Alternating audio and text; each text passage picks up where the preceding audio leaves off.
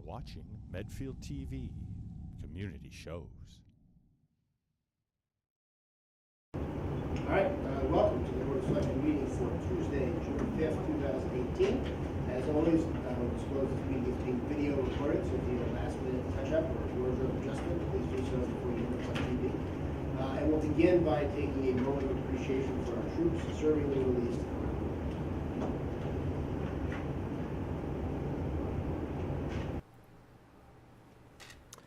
Thank you. Our first appointment is with the Economic Development Committee. I understand that Chairman Pat Casey is not available, so Sarah, are you filling in on behalf of the Economic Development Committee? Do we have any other members of the Economic Development Committee here?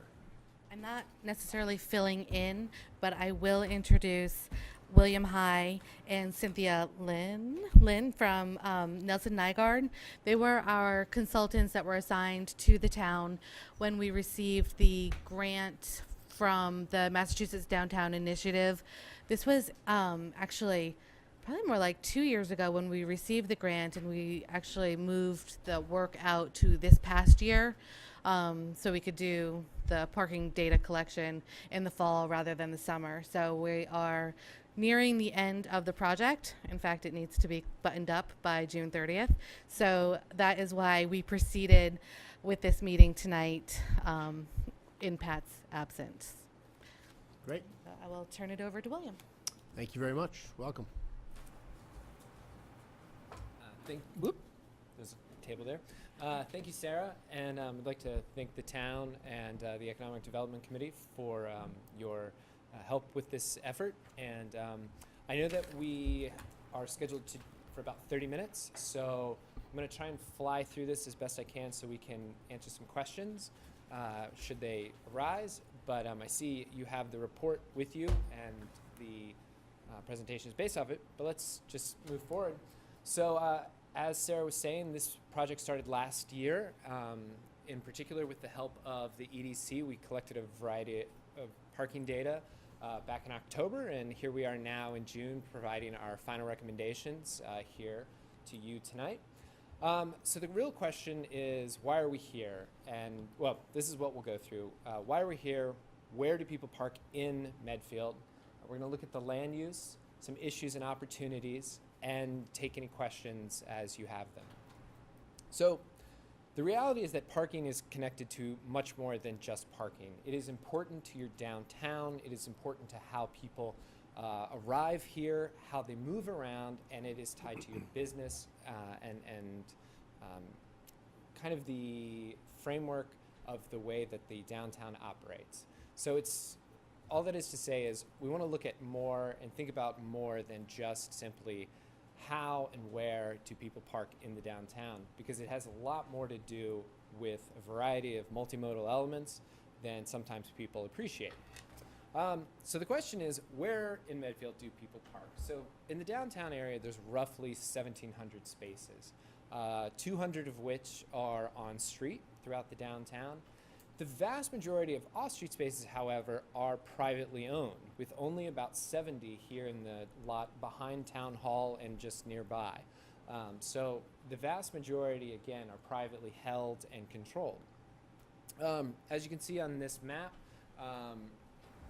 most of the sort of more peripheral parking is privately owned, and most of the signed and official on-street parking is near Main Street or North Street. Again, overall, only 5% of the parking in the area is available to the public. 5% of the off-street parking. At any rate, so back in October, the EDC went out and, with Sarah's help, to collect parking data throughout the downtown. And we took that data and mapped it. And so what we're going to show in the next few slides is where that heavy parking activity is. So, but we break it out into these color groupings. These sort of blue areas are places that we think more demand can be provided for, basically underused facilities. The yellow is sort of areas that we think there is a little bit more room for demand, but there's sufficient reason for that parking not to exist, but there's a fair amount of demand for it. And then the 80 to 90% is what we kind of consider our ideal range, where people are using it to an appropriate degree and it's not underutilized. And then finally, over 90%, we kind of consider a parking facility to be functionally over capacity, which means that in most people's minds, it doesn't have any available spaces. Additionally, we have these parking utilization charts, which include here this 90% line, which is again that sort of functionally full point. So for Medfield, that would be a little more than 1,500 spaces. And then these are our demand points that were observed back in October. This was a weekday. And then here we have the empty spaces for each time period. Down below, you'll see the time buckets that were collected for, but sort of, and again, this is on a scale, so you can see that it is a relative amount. So during the peak period, from 11 a.m. to 2 p.m., nearly 60% of all spaces in the downtown are not being used. So, where are we actually seeing people parking? So I'm going to try and fly through these quickly, but we can look at them again at the end of the slide as well. For the most part, we see people throughout the day parking close to North Street and Main Street. And it jumps around here and there, but for the most part, that's where we see the highest levels of activity. This is the highest time period for activity, with about 40% of all parking utilized. And you can see around James Avenue and in the public lots, there is a high amount of parking demand. But in most other areas of the downtown, there is not a lot of demand for those other spaces. We see it starting to tail off more in the afternoon, and then in the evening, even less parking overall. Within those sub-areas, well, I'm going to skip ahead.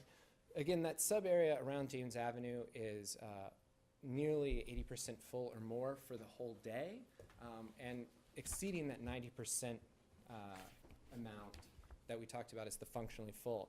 And the parking chart on the right refers to the off-street parking facilities shown down to the left, and does not actually include the on-street parking as well. All that is to say is that this area is highly concentrated and a great deal of demand overall.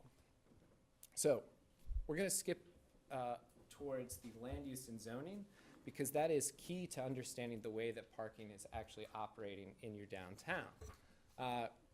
So to understand the relationship between parking and the built environment in downtown Medfield.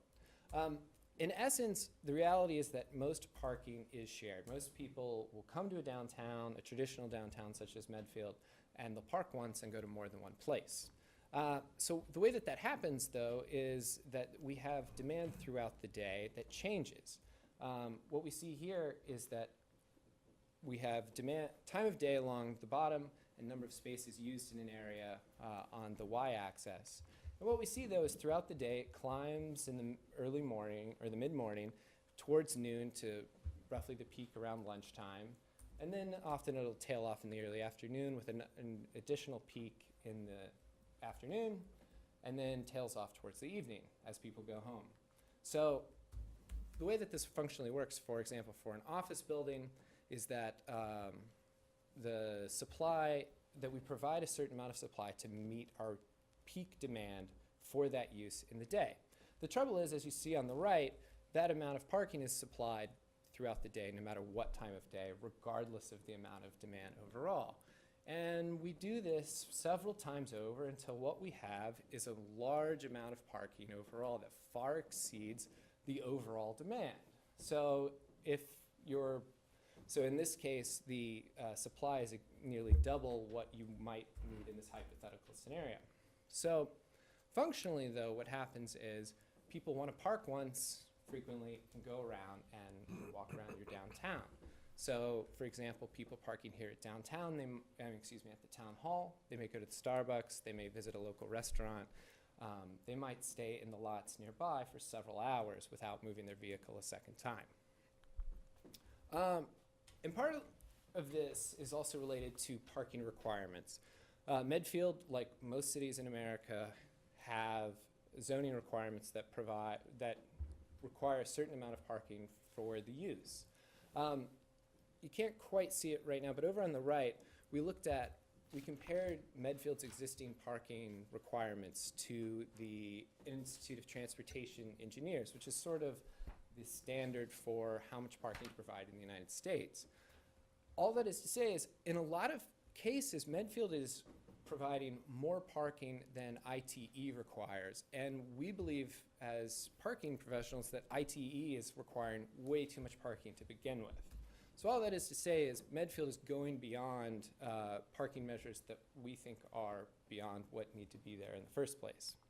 So the way that this works is if we look at the downtown area and we look at the various uses here in downtown Medfield and we combine all those uses together and use ITE's rate, what we see is that it would roughly require about 2,150 spaces if you were to build out what ITE recommends. Medfield doesn't have that many, luckily. You only have 1,700 spaces. But in reality, if we compare it to what we would call if we would model it according to shared parking demand, we estimate that you would only need about 800 spaces. So that would leave a gap of about 700 spaces between our estimated demand versus the existing parking demand here in Medfield. In reality, you have fewer than 800 cars in the area, so even our modeled expectations are above what is being observed here in the downtown. So all that is to say is you've already got an excess of parking in the downtown area, and your own requirements would, if put into place to the letter of the law, would provide well more parking than you would actually need.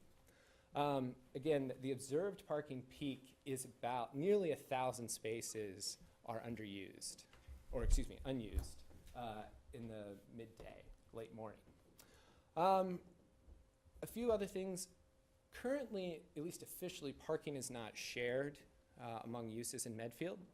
And additionally, the residential parking peaks overnight, which all that is to say, well, actually, I'm going to skip that for now. All this is to say is that there is a balance that has to be struck in the downtown area between your land use and your expectations of how closely you should be able to park towards your destinations and the built environment. So a few months ago, we undertook, unfortunately, I didn't take any pictures of the public meeting. I just realized yesterday I don't have any pictures from the meeting at the Public Safety Building, but we had a public meeting in March, and we had, 20 or 30 participants come and work with us involving these same issues. And then we also did a public survey, which there was over 500 responses, which I gotta say is exceptional for a lot of our parking studies, let alone for a town the size of Medfield. But one of the things we asked was, why are you coming to downtown? And most people are saying because they're shopping, they're visiting restaurants, or they live nearby. That's nearly 75% of all people visiting the downtown. Among them, the vast majority are parking for an hour or less. So all that is to say is there should be sufficient turnover and available spaces in the downtown. Finally, I found this very interesting that nearly 40% of respondents said that they have been to downtown and left when they could not find a parking space. Remember, over half of your parking spaces are available at a system level at any given time. Many of them are privately owned. However, that's just something that we need to keep in mind, that there is an abundance of parking, and yet people think they don't have anywhere to go.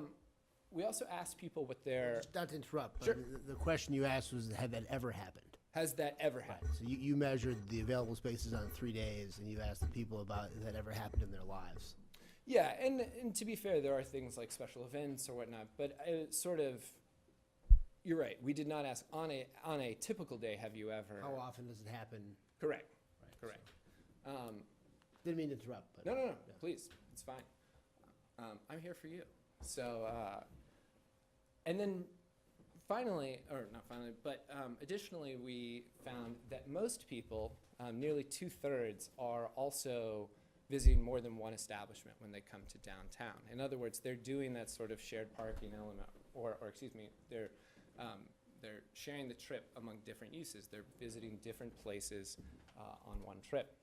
And then lastly, we asked people what their preferred investments to improve the parking in the downtown would be. And by far the most popular was to provide more off-street parking, which wasn't particularly surprising. But the second one was providing better walking conditions, which kind of helped tease us up for potential recommendations and things that people are already thinking about. And then the third element being providing better information and signage to these areas.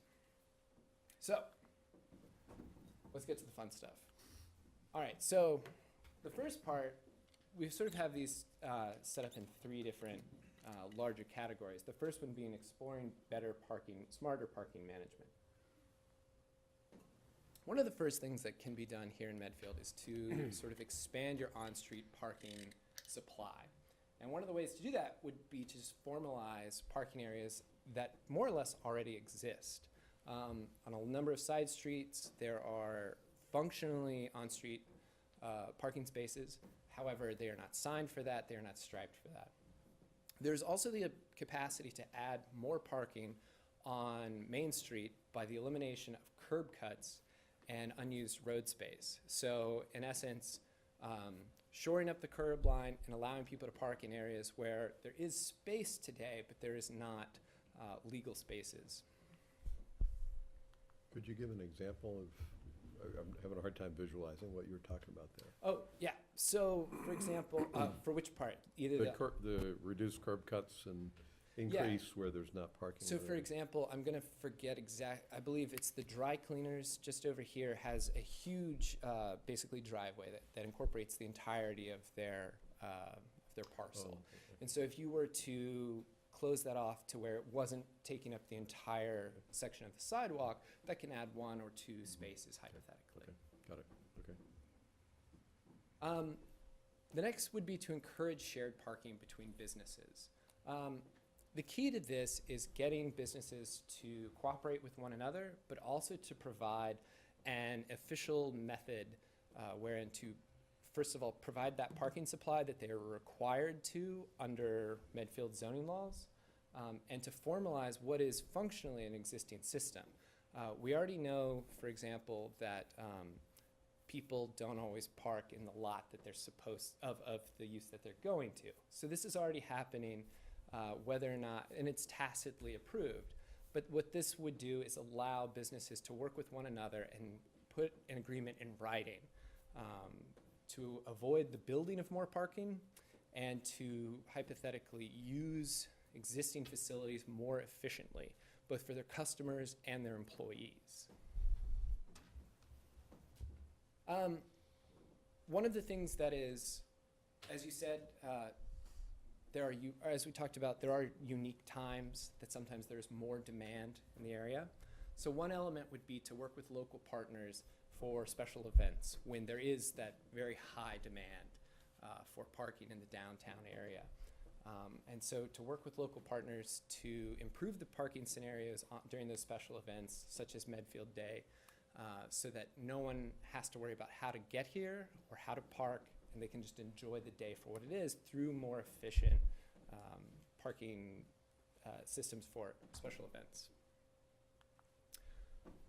One element that we've talked about with the EDC and with Sarah that is a little more different is to provide basically a public valet service. So what this would be removing 2 or 3 spaces on Main Street or North Street and providing a way for people to park their cars without actually having to travel to a distant lot. This has been done a few times, particularly in California. I can think of in often slightly larger places. However, there's no reason it can't work here. I wish this was later in the deck, but that's my fault.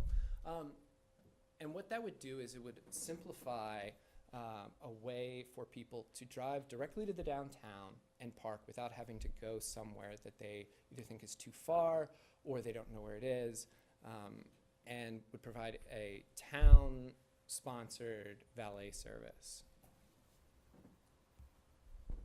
So the problem with that, I would assume, is just paying the person who's the valet parker Yeah, and there's different ways to do that. One way, so we talked about shared parking as a way to avoid having to create more parking for a business, for a restaurant, whatnot. It's possible that there's a lot of downtown activity. If you know, I've been here on a Thursday, and all of the parking in the right here on North Street and Main Street is filled. Hypothetically, businesses could come together to fund that, or to pay into a pot to create that program. There's a variety of different ways that could be constructed. Another method we recommend is finding a way to incentivize employees who work downtown to park a little farther away. As we know, these two lots in particular, which are public, so anyone can park there, are filled throughout the day, and they're the only public parking facilities in the area. And most likely there are employees who are parking there in addition to visitors to downtown or visitors to town hall. And so finding a way to get employees to park in more distant areas. Again, shared parking can be an important tool for that, so that different businesses can coordinate together so that employees can park a little farther away. One of the things that is a great opportunity here is that giant lot just over there at Montrose that is, as far as I'm aware, not used very frequently. There's different ways that this relationship could occur, and obviously it would have to be with the approval of the school, but that lot provides a great opportunity to expand the public parking supply in the downtown area without having to build more, which would take up valuable space, and would hypothetically allow the school to avoid having to maintain it or to be responsible for it. In other words, the town would improve the facility. You would provide sidewalks and lighting and security and patrols to make sure that there was no issues there for the school or for the public, and to maintain it as well, be that plowing or other things that would be required throughout the rest of the year.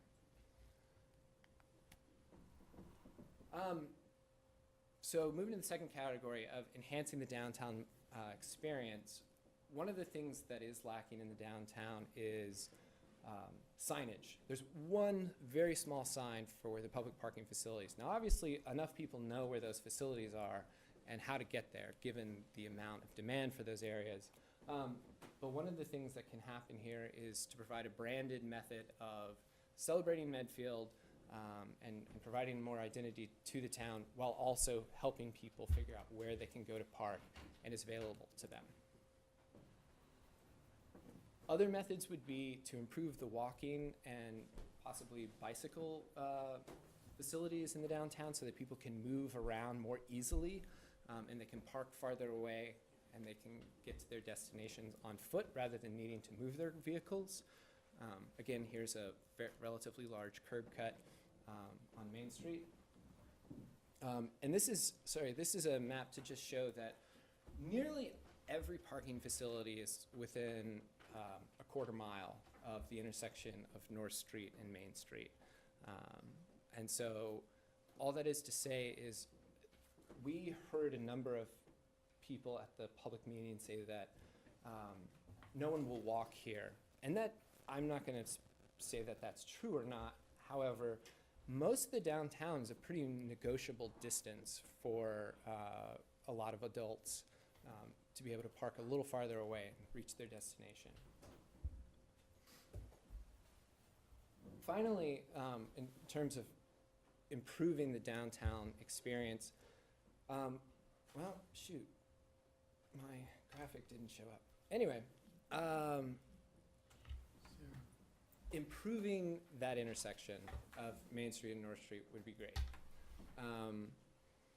Though, as you can see, the distance along the crosswalks is, in some cases, much farther than it needs to be. it's a longer distance than it needs to be to cross either street. And a variety of improvements can be made to that. I don't know why that other bit is not showing up, but anyway, it's in the report. And then finally, encouraging sort of a redevelopment in the downtown by allowing the zoning to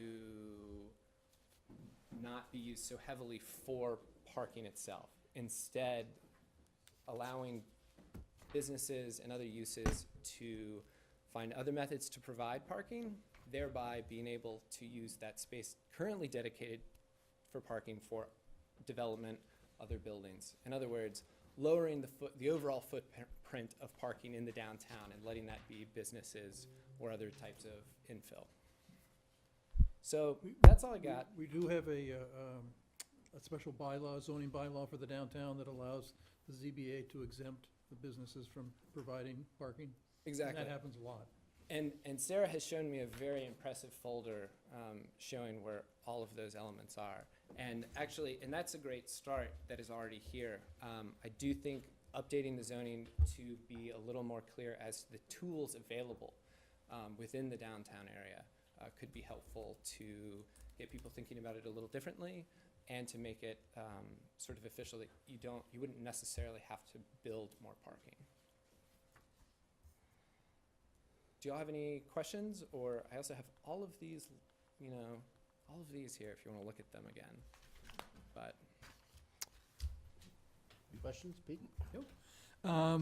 So one of the things that I think is going to change dramatically the landscape in the next 10 years or so are autonomous vehicles. Do you guys have any input, advice on that? And I mean, for me, one of the things that looking at all of this, we have the parking that's within that quarter-mile radius. yeah. It would be just perfect to have a little autonomous electric vehicle circulating to those exterior parking lots. So obviously anything that I'm going to say about autonomous vehicles is still conjecture. But with that said, one of the most important lessons at this point, we believe that this technology will be functional in the near future. I won't put a time on it, but it is incumbent on cities to prepare for it in a variety of ways. And one of them is to not emphasize new parking, because if it works in the way that we anticipate, parking lots won't be nearly as useful as they are today. And so it's important to not overbuild, and particularly to not take on too much debt or other elements if there's not sufficient demand to merit it. And so, I don't know, do you have anything you want to say about AVs? That's pretty much it. I think generally people are changing behaviors even with Uber and Lyft. You just grab a microphone over there. I can just go up here.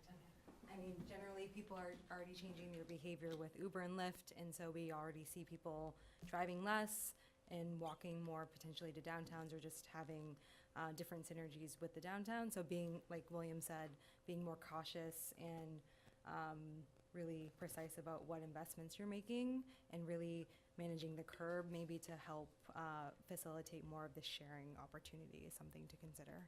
Yeah. So one of the things that I've heard projected for autonomous vehicles was counterintuitive to me, at least, which was that there'll be these zombie vehicles on our roads that will get actually an increase in traffic, because people will go into Avenue to have dinner and they'll just tell the car, drive around the block. Yeah. Don't bother to park. There is one belief exactly that the cost of powering it will be so low that even in there's no cost to park here, there's no paid parking here in Medfield, but even in places that there are, it will be cheaper to just let the vehicle circulate Yeah. than to have it park. So- there will be methods to deal with that, and that are. I'm not an attorney. I don't know Massachusetts law. We'll give our well police enough. the authority to shoot the tires out of zombie vehicles. Exactly. What police? There'll be zombie police cars. So- The empty police cars chasing the empty. So William, my favorite phrase that you used was unused road space, unused road space. And you gave the example of the extra wide driveway, I think, Right. in front of Anton's Cleaners. And so I can see that. Did you quantify that unused road space in the downtown area at all? We did not. Okay. Not on, I don't have a percentage basis or anything like that, or square footage. Okay. All right. Those were my questions. That's right. I had a few. What weekday did you, you may have had it up there and I just I didn't pick didn't, up. What weekday did you? Wednesday, and then there was a Saturday and a Sunday, which I didn't show you for the sake of time. I have it here if you'd like to see it. Well, no, the reason I asked is that I think Friday night is a lot different than a Wednesday night. Yeah. And I think even sometimes Tuesday nights or Thursday nights are different than Wednesday nights. So I just was curious. When you talk private lots versus public lots, Yes. I just want to be sure I understand. Like, for instance, behind Brothers, Mm-hmm. that's a private lot? Yes, sir. Okay. And a public lot would be like the one that we've got over behind. Correct. Avenue. Yeah, how many other public lots? There's only the two. There's Okay. three. It's, Three. there's three? One behind Avenue, there's the one next to Avenue, and there's the one behind Town Hall. Right. Okay. I guess I just have those two, in Yeah, the okay. Avenue ones in my mind there. Okay. And I think you did do this, but because I saw you had the graphs, but one of the questions, you did in fact look at the length of parking. Do you have a distribution of the length of time that someone who parks is there? I know there was percentages. We do not. We, those are called turnover counts, and we Yeah. do not do that. didn't do that. Okay. It's a little more, it's a little more of an effort, because you have to count, you have to Yeah. mark the license plates and things. It's not anything that is highly technical, but no.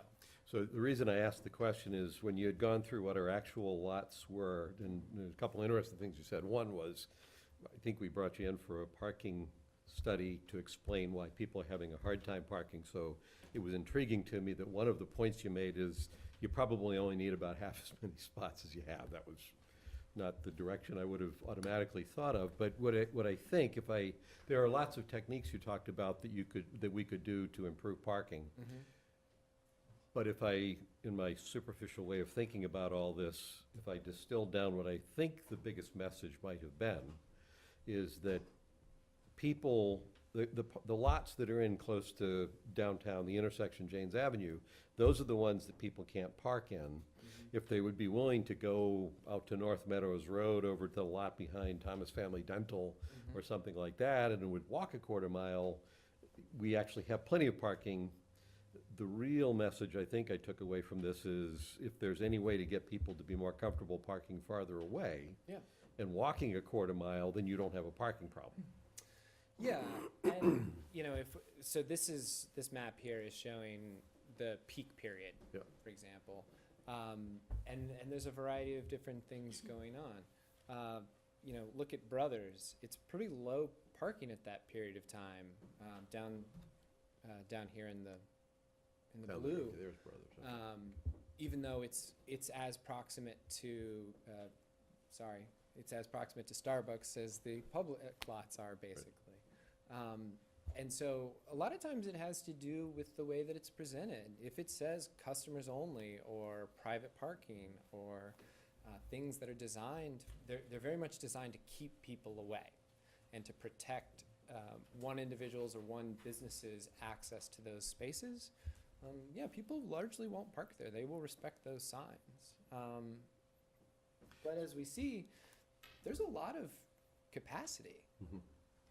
So it's where I was coming from is that, to tie into the turnover question was, if somebody's coming for 2 hours, then a quarter mile walk to do something for 2 hours, it's like just what you do. Yeah. If somebody's coming in to run an errand, I just need to run into Brothers to get something, or I just want to go give my dog license fee to the town hall, then it seems to me the behavior, if there's a lot of that kind of stuff, people that need to do a 2-minute errand aren't as inclined to sign up for a 10-minute walk. Because suddenly now it's a half-hour errand to do something that takes 2 minutes. I was just trying to get a Certainly. feel for that. And for trips of necessity like that, you know, I don't know how vigilant your dog catcher is, but you know, someone, however, might put that off until later for exactly the reason you're talking about. If they have a hard time being able to park, they might avoid it. They might park illegally, or in one of the private lots. And I'm speaking as the last person who found an unmarked lot over behind Avenue, over in the corner. It's out of the way, it's not really obnoxious. I got a but great Tonight, I get- yeah. Yeah, well, that's why it was full when I got there.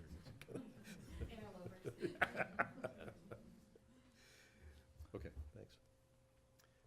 A question was about the inter-business agreements on the shared Yeah. parking. I mean, do you have models or experience of that happening? I mean, how willing are businesses generally to do that? Well, the way that it works best, to be fair, is for development and new uses. And the reason is, if you give someone the opportunity, parking's expensive. A paved parking space is on the order of $5,000 to build. For a surface lot, exactly. For a structured parking lot, for a garage, it's anywhere north of $15,000, according to how big the facility is. But all that is to say is, it's valuable. You know, it's a parking space is 200 square feet. There's probably better uses you can put to it in a downtown area such as Medfield. So a lot of times the way that it works best is it allows a business to not have to build new parking spaces, and it can lower the cost of maintaining them. You know, in other parts of the country, you don't have to do much. You might have to seal it every few years. But here, depending on the winter, it can get pricey to plow. And that's another way to offset that cost. So various businesses can come together and offset those costs by sharing them. Question for you. So what do you make of all this, and what do you think we need to do? Having been looking and studying the parking in downtown Medfield since 2014, we did the first phase 1 of the study, and understanding the recommendations that Nelson Nygaard has presented to us, I think there's a lot of work to be done within the business community here to try to get more buy-in. I was initially underwhelmed with the participation of the businesses leading up to the public presentation, but then they really did participate in the survey. So it gave me a little bit of hope that we could do something. I think it's going to be a little bit slower pace than I had hoped, but the planning board just last night had a meeting to talk about parking behind Brothers. Greg Salvatore, the developer of the property, came in because he's got an opportunity. He owns 13 South Street. He would like for the town to consider some sort of rezoning mechanism to allow to expand, amend the zoning district boundary to expand parking at 13 South Street, basically demo. So there's some pros and cons associated with that, but that's a motivated developer, business owner, landowner. The planning board is willing to, talk about that, but they're not sure. They're not sold right now on it. One of their concerns, not only with losing the historic home, but also the creep down South Street of the business district. But anyway, I think that the planning board, through zoning bylaw amendments, can explore the shared parking a little bit more, perhaps explore the fees in lieu of parking a little bit more. I think that's a little bit more sensitive with our downtown businesses because we've had free, easy parking for a really long time. So the other thing that kind of jumps out at me from the study is where we have a fairly small area that's being used intensively for parking, where the demand is so centered around the townhouse and the library, basically, that I thought that maybe I would see a recommendation to somehow limit the time where people parked in those by some sort of form, such as metering. I made an informal recommendation to William that didn't show up in the report, but, I think I snuck it in there. Oh, did you? Okay. Very briefly. So the issue with time limits is enforcement and determining the way that you want to do that. In the ideal world, we would prefer to encourage people via price rather than time limits, but there's not enough demand here to merit that. It's expensive to put that system in. Encourage it via price, and what does that mean? You know, so Paid paid parking, Paid just parking, because okay. We think that if basically, if people want to park all day, they should be able to, they just have to pay for the privilege.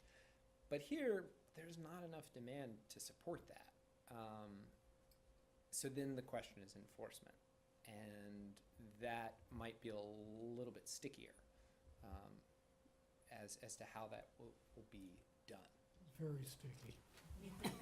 So I was, you know, staying out of that a bit, but It would be hard. It would be hard to do if you didn't free up more of the existing private lots to more public uses, because it does seem like if you narrow the focus to just the public lots or people who want to park legally Yeah. in the downtown, that is pretty high demand. Yeah. And pretty high demand a lot of the time. I think if you expanded the study, to Gus's point, to certain nights and weekends, just like a Tuesday night, there's not a lot of open public spaces right now at 7:45 on But there really is a lot of parking on street if you go to Miller, Pleasant, and park on street. And, I mean, it's not prohibited there. The streets aren't that wide a lot of times. I mean, when there are funerals down on Miller Street, sometimes people are parked on both sides, and it's a traffic problem. A significant issue in which why we proposed a downtown parking overlay district in the first place is that the existing build-out that existed before zoning was even in place was virtually very close to 100% coverage on lots, so that particular properties simply couldn't provide off-street parking. It just doesn't exist. So there needed to be a mechanism in order to enhance buildings to offset, and with the addition at the time of the newer lot behind Avenue, that was viewed as kind of providing some flexibility to allow continued business uses where there's no way you could strictly enforce the zoning or require a variance for somebody to implement parking if they were going to come in with a new So business. for example, the Avenue, the restaurant, under zoning would have required 54 parking spaces, but it was approved with 0.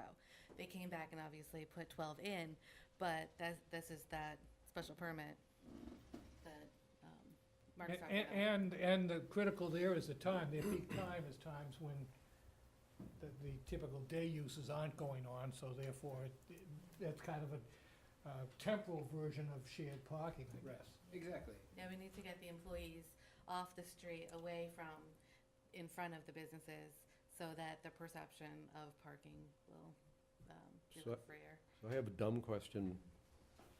What was the real pain point that caused us to even want to look at this? Well, when I came on board in end of 2012, everybody was saying that there was a parking problem in downtown Medfield. So when the McCready's approached the town about redeveloping the Ords block, they actually chipped in and funded half of that first phase 1 study, and that was before. I think Starbucks had just opened that summer. Brothers was not open yet, and of course that building hadn't been redeveloped. So it was an interesting. But you still starting haven't answered point. my question. What was the Well, pain point? I think that the Economic Development Committee, through this grant, really wanted to probe the idea of a capacity problem or a management problem. Do we need to build a garage? And at what point does that become the leading option for Medfield? And I'm still asking for what was the pain, and where I'm coming from, you all have done this study and you've laid some things out, but basically you've said, you guys have twice the parking you need in this area. The real issue is that people just would like their preferred parking space. I would prefer my parking space. When I come to a selectmen's meeting, I either have to plan in 5 extra minutes on the off chance I have to actually go out and take a right and park in front of Montrose, or in this case, I decided I would park in an unmarked spot over in this lot because it was there and it was big and nobody was likely to hit my car. If all of those things failed, the next thing I would do is go over behind Larkin's, because there's always an open spot there. And if that failed, I would go over by Meeting House Pond, because that's usually good. And that's before I have to deal with the thought of crossing, heaven forbid, 109.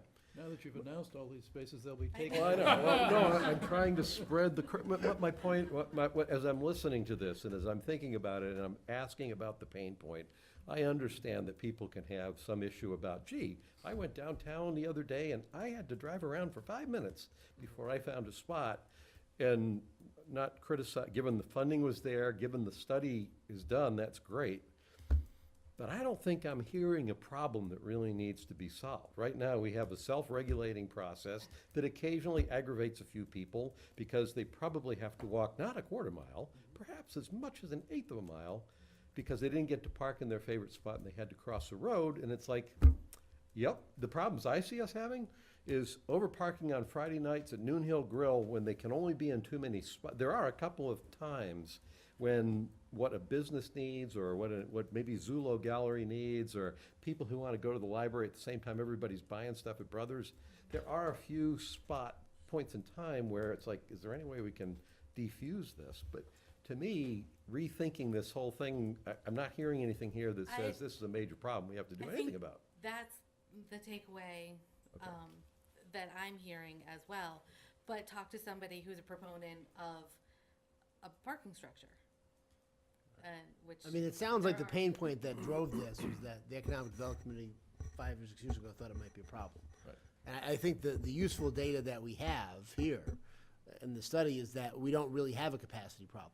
Well, in We fairness- have to, there may be some things we can do to, as Gus said, make it clearer to people that it's okay to park certain places. Because I do think a public lot is not the same thing as a private lot. So even if you are inclined, I mean, at night, people are going to park anywhere.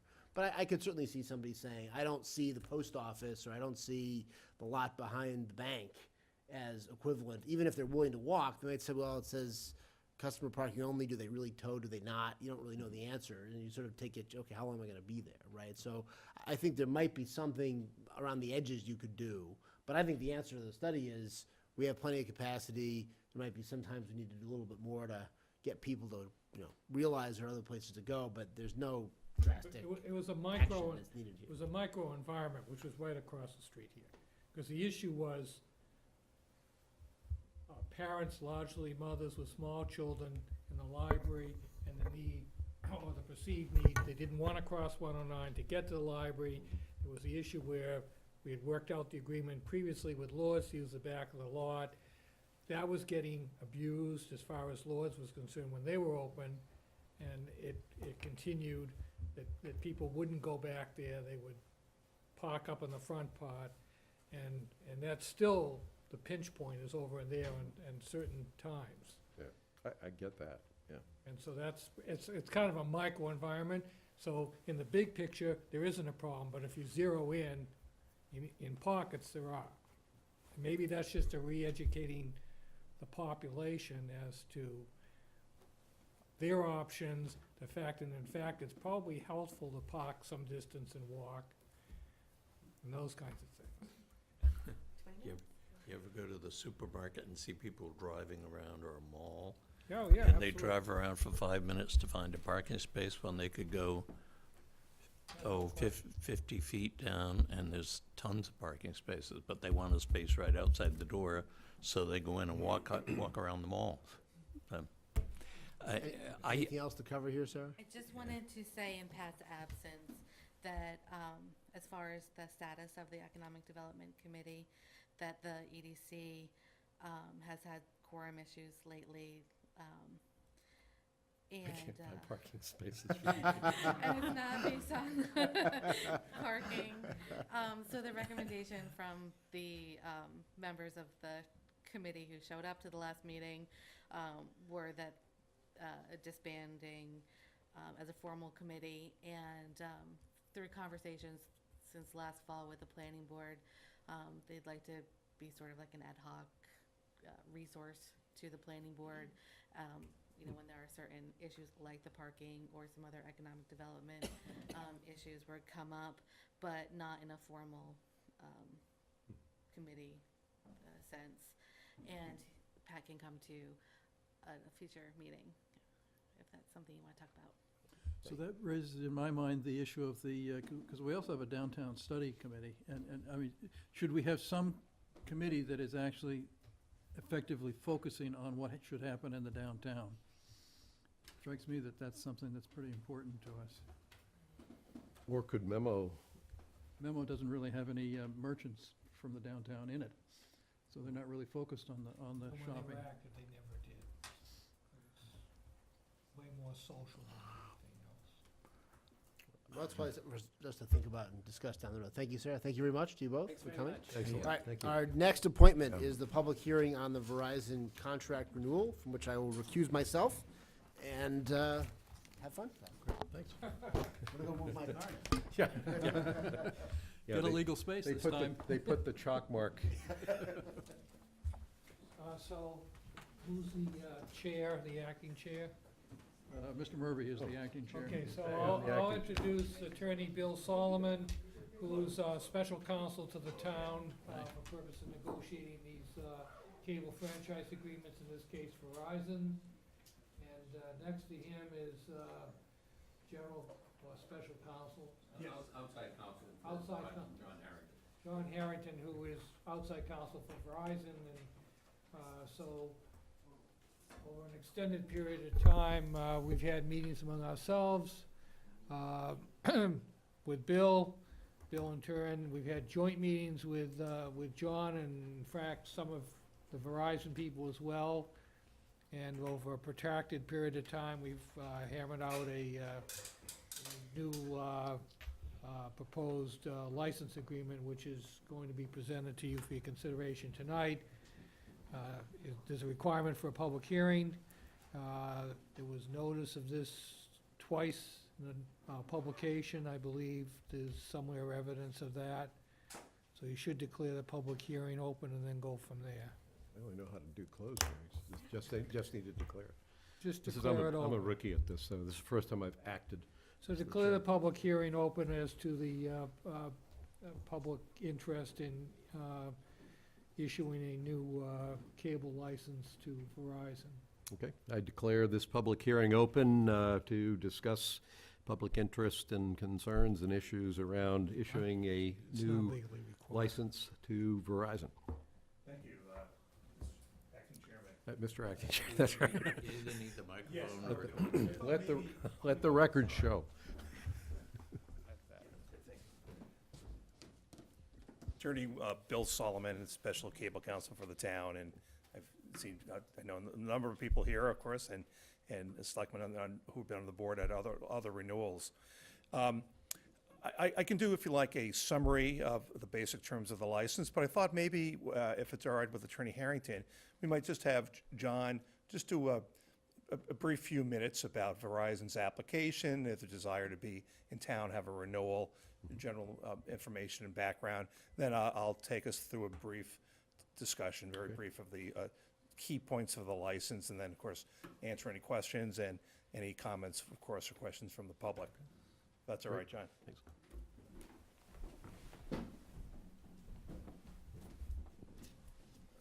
Well, for the record, I'll introduce myself once again. My name is John Harrington. I'm with the law firm of Kirby, Harrington, and Pinkard, and we are outside counsel to Verizon. Verizon has been renewing the initial agreements in many of the communities throughout the Commonwealth, and because of the changes in video service providers, they were looking for some differences in the renewal that weren't in the original agreement. First and foremost was the length of the agreement. Verizon made a decision that they would only go to 5 years. And that has been resisted in many communities. It was resisted in Medfield, but it was intransient on Verizon's. That was a hard point for Verizon.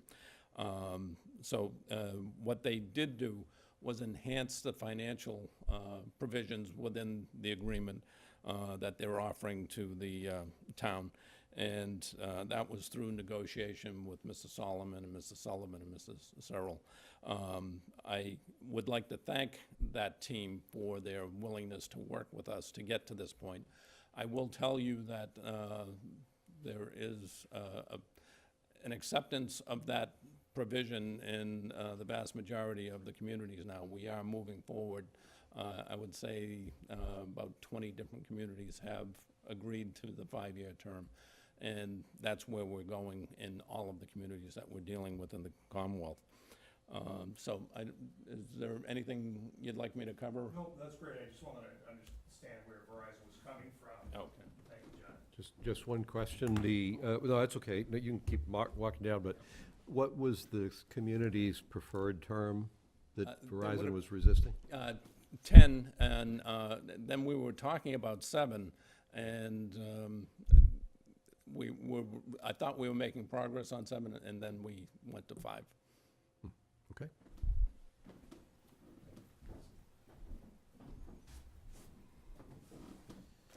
Okay, board members, I do have a brief summary I believe you have in your agenda. I just thought I'd go through that. With respect to the 5 years, the key to 5 years was that the company wanted to have a provision that under certain circumstances, if another sort of franchise or permit was provided to another multi-video provider that used the public way, that got a better deal than Verizon, that Verizon would have a chance to get the same deal, but it excluded from consideration public education and government, PEG access, operating funding, and capital. And those are the primary sources of financial benefit to the town and a cable franchise. So that that provision, where in theory factors could occur that could lead to less than a 5-year license, are minimized here in Medfield. One, because the language is significantly different than most licenses, by making it clear we're talking about a cable license or cable franchise or similar agreement. We're not speaking about just any authorization to somehow use the public way. In addition, as with some other licenses, we have, as I mentioned, the exclusion of PEG access, operating, and capital from the company's ability to say, well, someone got a better deal and paying less for PEG access. That's not a factor that can be raised by Verizon if there was another company using the public way. And then finally,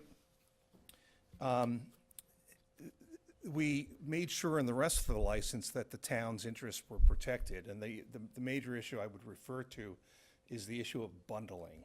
You know, what happens when a cable company, as you know, sells the triple play, and instead of having separate prices for cable, internet, and telephone, they bundle that. Because as you know, the franchise fee, which pays for PEG access, in this case operating and capital support, is based upon a percentage of gross revenues.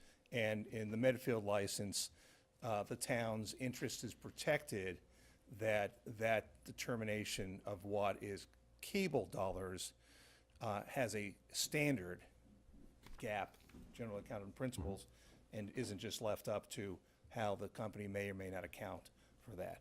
So that those are two very major protections that we have here in Medfield. The limitation on the modification provision based upon cable licenses and franchises, and the protection on bundling consistent with good practice and good law. So the basic terms are as follows. One is that the town will now, and the Access Corporation will now have, for the first time, upon request on an 180-day period, will have a high-definition channel. If you folks are familiar with TV and cable, that's the issue for many years for cable TV, that all the other channels are in high definition, very clear picture. PEG access was being left behind. To the company's credit, that they moved the HD channel ahead in time, and part of that was compensation for having a 5-year for a license. In addition, the PEG access support will mirror the Comcast license. It goes from 4.75% to 4.8% of gross revenues. That's for PEG access operating, which of course can also be used for capital dollars. The maximum allowed as a percentage under federal law, the Cable Act, is 5%. 4.8%. It's actually very close to that, because if you're actually at 5%, you have to subtract some other fees. So 4.8 is just a hair below the maximum allowed, and we have that with both companies now. Importantly, as in both licenses, we have a broad definition of gross revenue. So it not only includes subscriber revenue, what subscribers pay for services or for equipment, it also includes non-subscriber revenue, advertising that's on the channel, local or national, home shopping, things like that, and that can be, for different companies, anywhere from 4 to 7% of revenue. Additionally, as you go forward, as the business changes, there's more competition. If cable became more advertising-based, Medfield would be protected by having that broad definition of gross revenue. The capital dollars, which Attorney Harrington referred to with respect to trying to compensate the town for the agreement on the 5-year license, capital dollars are 0.25% of gross annual revenue, and that mirrors the Comcast license, and $20,000 a year for 5 years, so a total of $100,000. And that's in contrast to $110 and a 10-year license for Comcast. Verizon prefers a shorter term. They recognize that it's fair to pay a premium in exchange for the shorter term. They want to pay less capital dollars, let's sign a 7 or 10-year license. You want to sign a 5-year license, then the town shouldn't be losing those capital dollars. Bill, the capital dollars is 110 for a 10-year term? 5-year term. Oh, 100 for Comcast, yes. 110 for a 10-year. So Comcast is a What was our prior capital from Verizon for their 10-year term? $200,000 for 10 years. Okay, so it's the same amount per year Yeah, then? but based on, to kind of give the playing field, when Verizon came in last time, they had to make a decision as to how to approach capital. And their first position was they wanted to pay a capital amount on a per subscriber basis. In fact, that's what they wanted to do in Massachusetts, and for the first 2 communities and a few others, they've signed licenses on renewal in Massachusetts that pays on a per subscriber per month basis, sometimes waiting a year to pay. So how did those towns make out? Well, our capital is as a total number is higher. Yeah, okay. Materially higher. And so when they first came in, they wanted to do that, but towns, as Medfield, said to Verizon, well, look, we have a level playing field provision, and if we give you a license with Comcast, so if we give you a license for less than or materially less than the incumbent cable company can come back and say they can lower what they have to pay. Mm-hmm. So that Verizon made a decision, I think a good decision, as shown with the number of subscribers they've been able to get throughout the Commonwealth, and particularly in Medfield, because they have more subscribers than Comcast does. They made a decision, all right, let's match the other capital for the company. Comcast had all the subscribers. Their license, in effect, at that time, would be a license for a community that had the total number of subscribers. So in a sense, at that point in time, when Verizon makes a decision to match the incumbent company's capital, you're getting paid more capital than the subscriber base would show. In a renewal process, those things level out. And in fact, both companies might want to argue that they should pay materially less. Firstly, revenues are up, though. So what we have with Verizon is, now the subscribers have balanced out, that the payment here of the 1/4% plus the 20, because remember, 20,000 is the capital plus the 1/4%, that's about $9,000. So under current revenues in Medfield, it would be about $29,000 a year for capital from Verizon, the 1/4% plus the 20,000. So then the other benefit of the license, where Verizon's stepping up to the plate and connecting as they should, as Comcast has, the new studio, so that there will be a line from the new studio back to their head end that will allow for broadcasting from the Access Corporation's new facility at 18 North Meadow Road. And that's in addition to the capital dollars that are in the license. In addition to If I can that, just interrupt, so Brett, how does that work right now for you? Right now, we send a signal out, oh, sorry, here I am breaking my own rule, right? Right now, we send a signal out from Comcast, and it's actually jumped to Verizon. So we actually don't send a signal directly to Verizon. Okay. It's jumped from one to the other. Okay. so it'll be a clearer picture, better sound. Yep.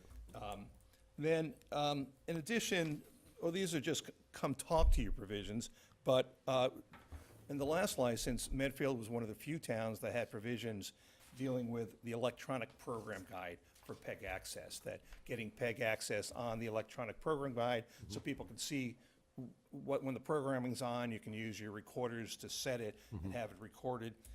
Your license had a come speak to us about that if it's done in the Commonwealth. We have that again. We also have a similar provision of coming in to speak if it's done elsewhere in the Commonwealth on PEG access video on demand. I believe a come speak to you provision is important because if they provide it anywhere in the Commonwealth, you would have them here at the Board of Selectmen. You would point out the provision here and basically say, is there any reason that can't be provided here? They may well want to roll out in the whole Commonwealth. So I think that was a real advantage of the last license. It's an advantage of this license.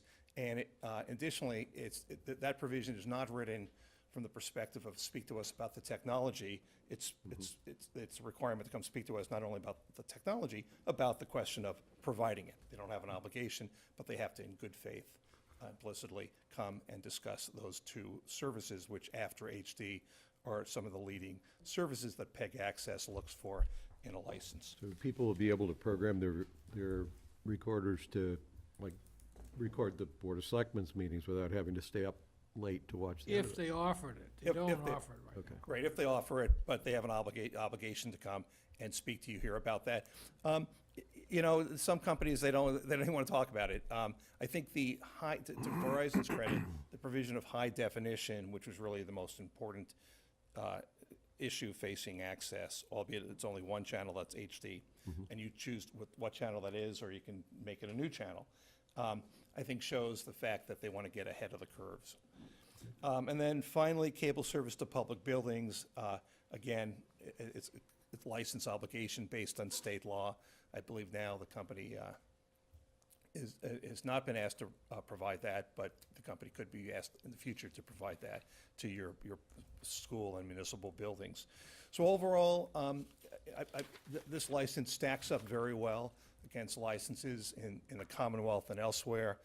I think that there was a lot of discussion, as we know, in the lead community to make sure that the towns were protected.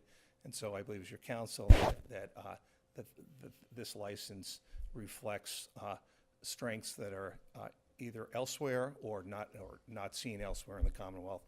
And therefore, from that perspective, it's a good license. The major compromise, the 5 years in return for language, not really having an opportunity to modify and additional capital dollars. And as your local council, I'm constrained to point out the context in which we've been operating. This is a dramatically different from the last renewal in terms of both the technology and the politics. So technologically, we're in a period of flux. There were questions at one point with the cable, and there's still questions, frankly, whether the cable's going to exist or be superseded by wireless yeah. technology or whatever. That's still to play out. That factors into the position that the corporation, the cable provider is taking. And the other is politically, what was Congress and the administration inclined to do with the Telecommunications Act? And they didn't do anything suddenly, but the initial perception was that they might have. And there's still the potential and the perception that they might going forward, which is why it's in our interest here to, the classic proverb of the bird in the hand. Get an agreement, get it signed up, get definite payment terms, and get the best you can and move on. There's the last provision you talked about, I want to be sure I understand. Sure. Who's controlling what and how it works. So the issue on cable service to public buildings, if I'm reading this paragraph right, this is saying at the option of the town. That's right. If the town asks for this thing, then we would get it. We That's have right. The there's issue a is- listing, there's a schedule already, and we've Yeah, no, I updated just it. want to make sure I knew who it was that had the option Yeah, to no, request and exactly. control. Okay, okay. Right, And town if you look- council. and if you look at the listing, there are a lot of town buildings that are not covered, which is the thing that jumped out to me in reading the contract this time. The Dwight Derby House, for instance, or there were a lot of other ones, I think, that just weren't covered. On the so list of getting cable. Because there's two issues. One is the video return, but I think you're speaking about the list, right, of providing cable TV. That said, if there's a building that's not listed, that's along the public way, the town has, under the license, has a right to Verizon, and they have an obligation to provide it. So if it's along the public way, and it's a building that has a person, then that's a license requirement. And the list now reflects the buildings that presently have cable. In theory, we could have added it, but it's not required because it provides that any public building along the public way must be provided cable if the town so requests. Yeah, okay. Yeah, I keep hearing the term broadband. How does broadband fit into this? Is that going to replace cable? Is that for data transmission primarily? And where does Right. that fit in the picture? That's right. The internet is, the Cable Act, the Telecommunication Act goes back to the early 32, I think. And it has these categories, as you know, telephone, then eventually internet came along. And the question was what is internet? And cable companies first argued it was a cable service, and they said it was an information service, and the whole debate about net neutrality and whether it should be treated like a telephone service, such that other people, folks have access to it, and are major issues that are discussed. But for purposes of what the law is, that broadband internet is not cable. Cable's cable, and we define it broadly in our gross revenue definition. But at the end of the day, if the technology and the provision of service gets to the point where everything's over the internet and it's truly not cable, in other words, it's not just the technology, it's how it's provided and how it's sold. But there's a transition. Now, the question will be, in the long run, how long will that take? And people have different concepts on that. I do know that when you watch video on the internet, you have a lot of advertisements. Companies can't help themselves from showing the same ad 5 times in 10 minutes. That when you if you watch a good number of programs and you add up the cost, that you don't necessarily save a lot of dollars. Additionally, if you're in Somerville, where everyone's going to be on their phone or other mobile device, that cable has more of a challenge to get those folks as cable subscribers. But if you're in a suburban community, even a community that's familiar with and uses a lot of high tech, that's a little different. And also, technologically, it's a lot more difficult than cable. So the transition may take longer than people think. Verizon, because of their wanting to protect their interest, sought a 5-year license. In other states, they've sought 3-year licenses. Here, they sought a 90-day out at the beginning of the negotiation in the Commonwealth, and so that That's not agreed to. A 3-year license isn't agreed to. 5 was deemed to be a compromise, but critical because the issue of funding, and if there's no cable, your access corporation doesn't have the same ability to operate unless there was another source of funds, which would not be easily replicated.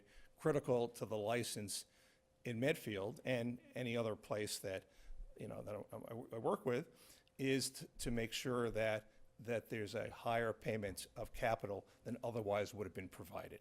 And so in a sense that there were at one point, there were some initial 7-year licenses, very few. And we wanted to make sure that this license made up for the 5-year term with a higher capital amount, which it does. It's higher than it would have been in a 10-year license. And we know that if also based on the comparison with the incumbent cable company. And because of the considerations I mentioned earlier, there's just no way to know where we're gonna be 5 years hence when it's time for another renewal, or earlier when we renew with Comcast. So hopefully the cable access from a strategic planning standpoint will be taking that into account and planning accordingly. Can I just, and I'll apologize, this is an amateur question, but I don't know the details of cable operations. The reason, and you may not even be able to answer this question, but the reason Verizon wants a 5-year period of performance versus, say, an older 10 is that Verizon doesn't want to get locked into a technology that's being superseded by something else and is meanwhile responsible for providing access using an old technology. They don't wanna get locked into paying the town for license fees, for. I'm just trying to understand the business It might not make them sensitivity. economically competitive as alternate services are continuing to provide. They're all competing. It's not like one huge competition pool. The distinctions of really, Yeah, it's impossible to distinguish right now from one to another. It's now gone into more content versus, access. It's exactly as Mr. Sorrell is describing it, but there are two, as I look at it, two components of it. There's the unknown, where they're going with 5G and how they're gonna deliver the video service product. But there's also what we do know right now. Hulu and any of the video service providers that are Netflix, they're not paying any fees to the communities when they're getting that video service product over their phones. So that's what we're dealing with right now. Who knows where it's going to go? Okay. and what's actually happening where they originally, just to belabor the point, and I was reading about this in Time magazine, at one point they was announcing cable was dead because of these streaming services.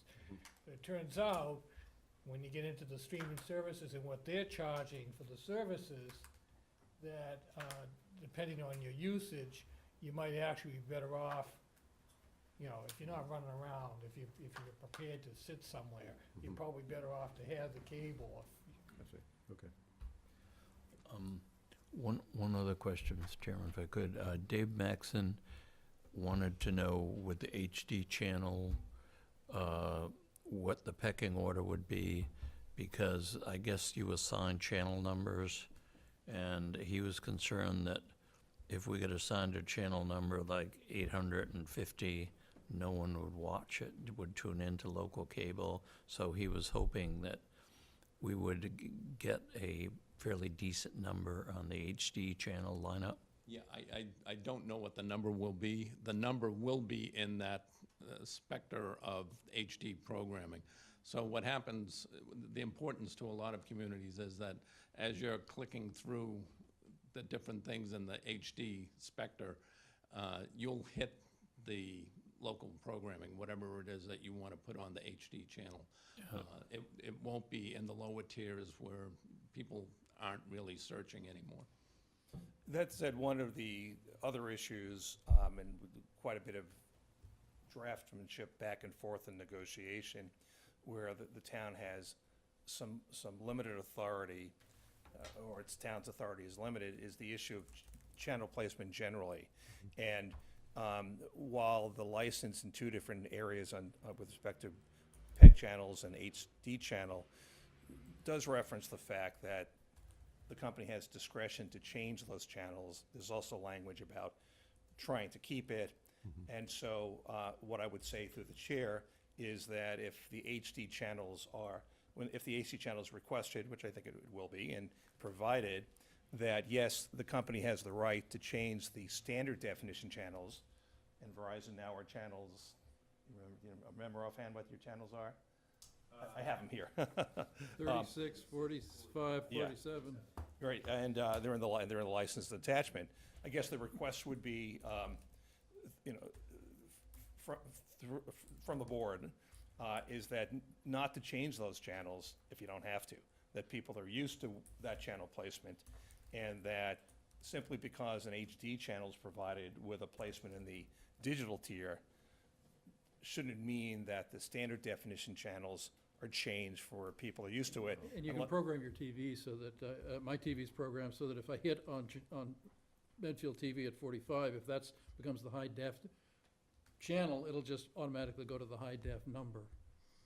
Right, so if that, it's part of maybe just the board can express that for the record if you agree with that concept. I want to make sure I understand that concept. That says that he automatically goes to the high def. I thought you were saying. Yeah, what I'm saying is that that, standard channels are maintained while the high def channels. that's right, are in other placed. words, that absent a reason to change the channel designation of standard definition, That's a TV programming, that's within the All home the high TV itself. defs right now are in a higher tier for right, anything. Right. but this is standard. For the regulars, You- and then you- you hit the. Right, but you have the right, this is standard, and absent a compelling reason on the company's part to change that channel location, a town's request would be not to do that. They have the legal right, there's language back and forth in the license about balancing those two, but at the end of the day, they have that right.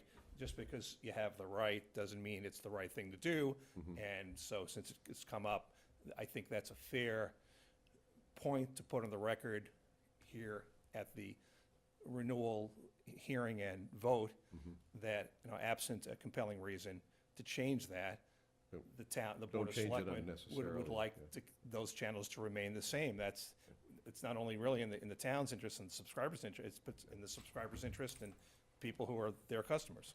Would it be reasonable beyond that to say whatever the high def channel is, I'm assuming has some 100 number, you may not be able to do this, I'm just asking, but there's the standard def channels, everybody knows those three channels. Is there any chance of getting the high def channel to have the exact same tens and single number with an appended high def? I would doubt it. I don't know the answer to it, but it gets very technical, Yeah.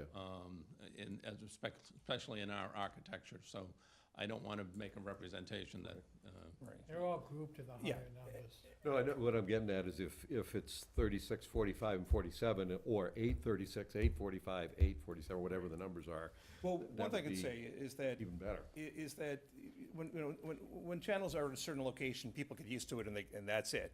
So I think that's a great suggestion, just to mention for the record. But if it turns out wherever it is in that spectrum, people will know that. But I think more significantly, that doesn't mean you want to change things that people know, because they know these channels well in Medfield and every town that has those channels. Sometimes there's advertising, channel 32, even though the companies have different peg channels. So that's even more important, not to change something people know. I think that's a good suggestion. I just suggest that, for the record, the board put those interests on the record. So if down the line it becomes an issue, at least we can point out that, we had this interest beforehand. So, Bill, I was curious as to the actual change in compensation for us. You said that we're getting more money because of the 5-year term instead of the 10-year term.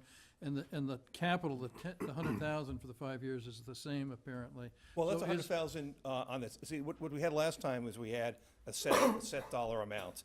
I think it was 180 and there was 20 elsewhere, so let's call it 200. 100, so that for And 10 that was years, over so- 10 years. Yeah. Now what we have is we have the same 20,000 a year. Yeah, right. But again, a very different circumstances, Mike, it's apples and oranges.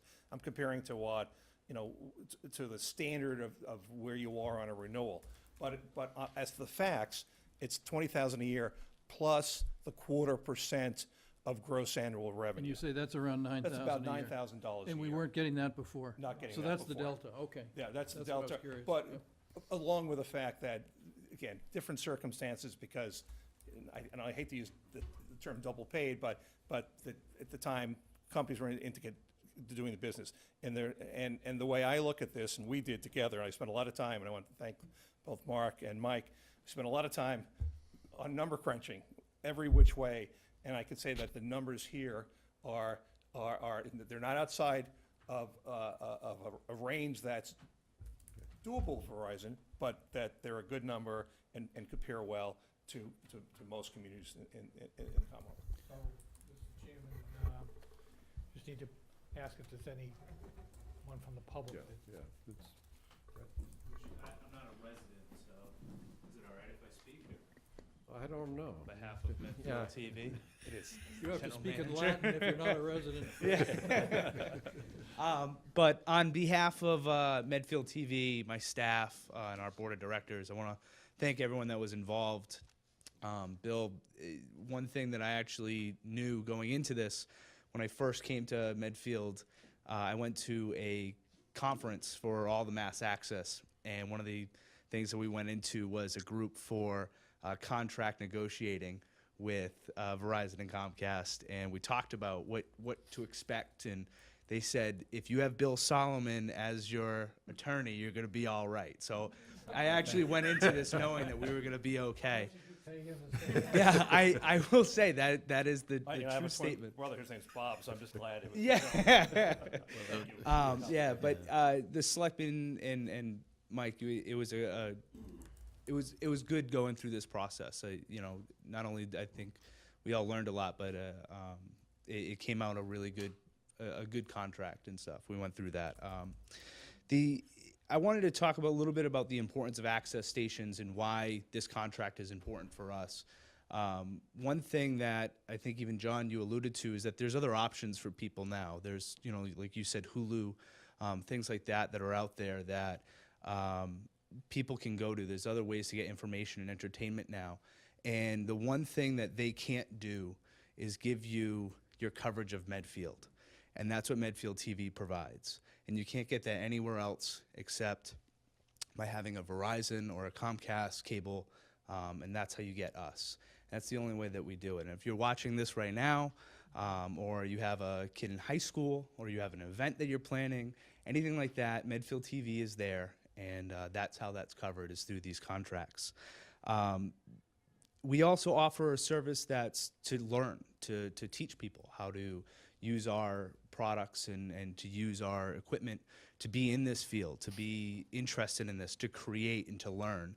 And that's something that is available to every resident in Medfield, and that's because of these things with the capital, being able to buy new equipment, keep up with the products that we need to do to produce something great like this. If I can just interrupt you, that was the premise when Congress originally, way back, authorized this and determined that parallel to TV, it was going to be determined to be in the public domain and controlled. And the whole premise was, and it probably hasn't reached its full, well, let me put it positively. It's reached greater potential in some communities than others, but it's basically to be another form for public participation, community participation.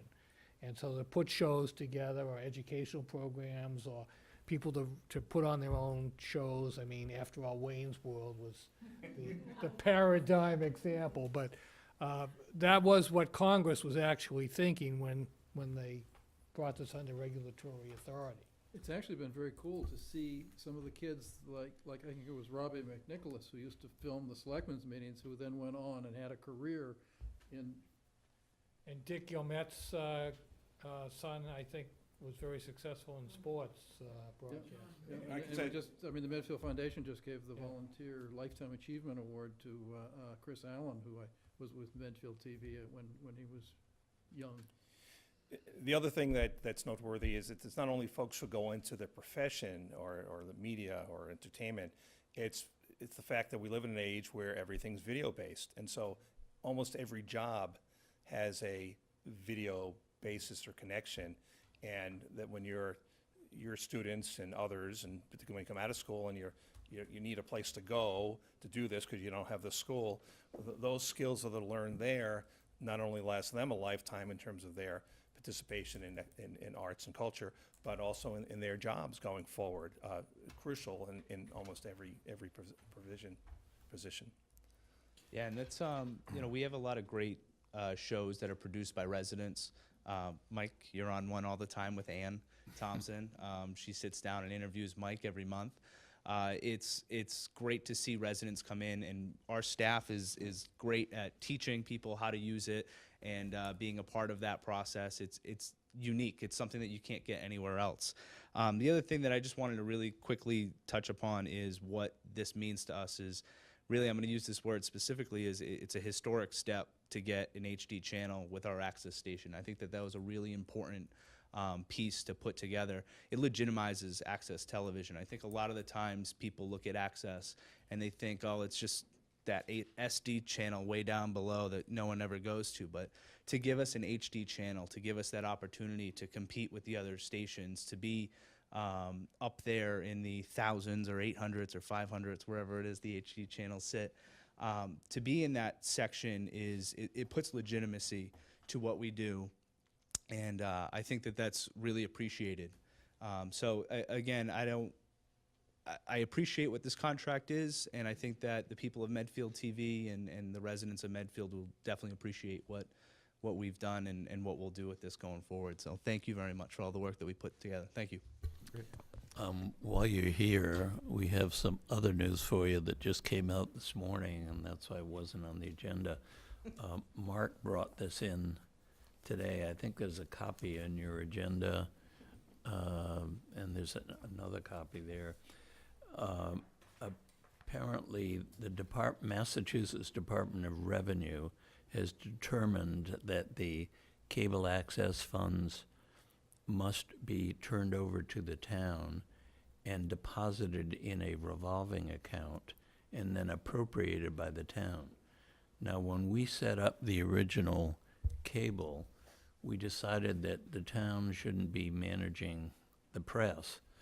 So the arrangement we did, which is similar to many other cities and towns, when we receive the money from Verizon and Comcast, the treasurer endorses the check over to Medfield TV, and those are their funds to use. The only funds that Medfield gets out of all the things that Bill's been talking about is 50 cents per subscriber, which probably comes to about less than $2,000 a year. All the rest of the money that we receive from Verizon, including the capital funds and the operating funds, go to Medfield TV to run their programming in.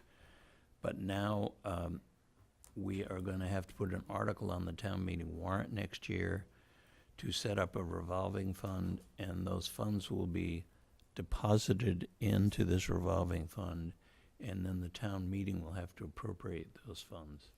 Yeah, I can say it's a little outside of the hearing, but it's the purpose for which the funds could be spent doesn't change. They can only be used under the Cable Act and Massachusetts interpretation of state law for PEG access or in cable purposes. So that doesn't change. It's just a question of accounting. It's really which drawer you put the money in. I won't go into it now, but it doesn't change the nature of the limited use of those funds under federal law as impacted by state law.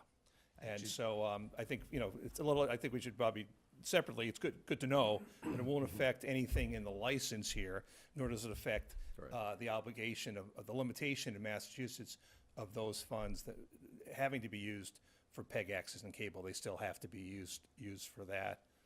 So the one problem, it may delay the funds. right, yes, because it's no we question. will- It's folks who don't know telecommunication law, who are usually very good folks, but looking in a real vacuum and not, in the past, the Department of Revenue, before there was a statute passed that made it more difficult, understood the fact that this area was governed by telecommunication law that has a set-out process, a 3-year process of franchise license renewal, where you determine your needs and interests, and you negotiate a cable franchise license with a cable company.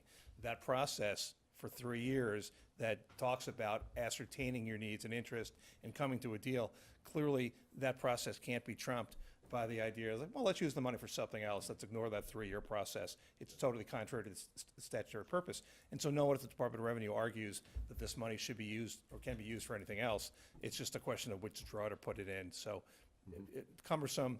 The DOR for the third straight year has determined that they would not require this law to be complied with. And now they're addressing the other issue of where the funds have to go, a little separate. The issue of where, did you have to create a fund? They put that on hold for 3 years. They put it on hold again until next May. Separate issue here about the issue of question of how does it have to get to an access corp? How does it have to flow through the town? But doesn't change the dynamic of the limitation or the license. So in summary, the two things. One is any other comments from the public, I guess. Yeah, let's keep that. I do have one follow-up question though, Mike. What is the nature of the relationship between Medfield TV? Like, in other words, all the other revolving funds we have, those are departments that have revolving funds, and I assume we could set up a committee that might have a revolving fund, but what's the actual? This is a special one. This is a public, first of all, they're a public corporation. Right. Public nonprofit corporation. They're basically an alter ego of the town. Does that affect the constitutional provision that the town isn't allowed to contribute money to a private charitable corporation? No, as Bill is Public. saying, this is federal law mandates this money goes to the PEG entity, whoever it is. And can only be- I was just, given that we're talking about creating a revolving fund, I was just No, this is- interested in the nature of the legal relationship between the town. I don't know where this came from in the first place. It just came to my attention. Apparently, the legislature, in their wisdom, passed a statute in 2014, and then DOR has deferred the implementation of it, and it seems like whoever crafted this whole process doesn't seem to understand the dynamics, so. You know, it's funny, I just yesterday was at North Attleboro's town meeting, and they went through this process where we had a vote in the Comcast and Verizon funds, and we had to actually do that process. So what you're talking about right now, I literally just did that last night, and it just seems like it's a cumbersome process. I don't think that there's going to be any discussion as to where the money goes or anything like you said. The crazy thing is, I'm aware of a municipality that I have some familiarity with, that got themselves into financial difficulties some years ago, and part of the difficulty was that they had taken those funds coming in and put them into the general fund and expended them for municipal purposes as opposed to the cable. And so it shouldn't even be a discussed issue. It's a no-brainer. And there are other ways it could have been done. Does So- this create a one-year cash flow problem for Well, cable that's TV? the or- concern. Yeah, I think we should, to respect, I think we should do this outside of the That's it, hearing, okay. yeah. Okay. Yeah. Other comments? Are you public. looking for action from part of the board tonight, or is? Yes, yeah, we want to, And are you looking for the board to award the franchise? yeah, my recommendation would be for the board to grant the renewal based on this license. And vote to sign the license. And sign the license, and then separately, I think you might just put on the record the interest mentioned before about the PEG channels, the standard channels, and your point, Selectman Murby, about the, if possible, if the channels could have the same call numbers at the end, even though higher, just as an interest, and they can, So the take first that step back. would be to vote to close the public hearing and then take up these motions. Okay. Not hearing any further request for public comment. We didn't vote to have the public hearing. Do I just close it, declare it You closed? can declare it Okay. open, I do- but you should usually vote to Okay. close it. Good. Do I need, I'm not the motion guy in this one. I'm the acting chair. You have to make the motion. Oh, you assigned me a task. Yes. Man, This is fun. the chair's getting heady. So I'll move to close the hearing. Second. Would need to be a roll call? All those in favor? Yes. Aye. Okay. Motion carries. Hearing is closed. So now you can take up the potential legislation. So, I have one quick question before we move to a motion. Selectman Peterson. I assume this recommendation is endorsed by the two of you? Absolutely. Okay.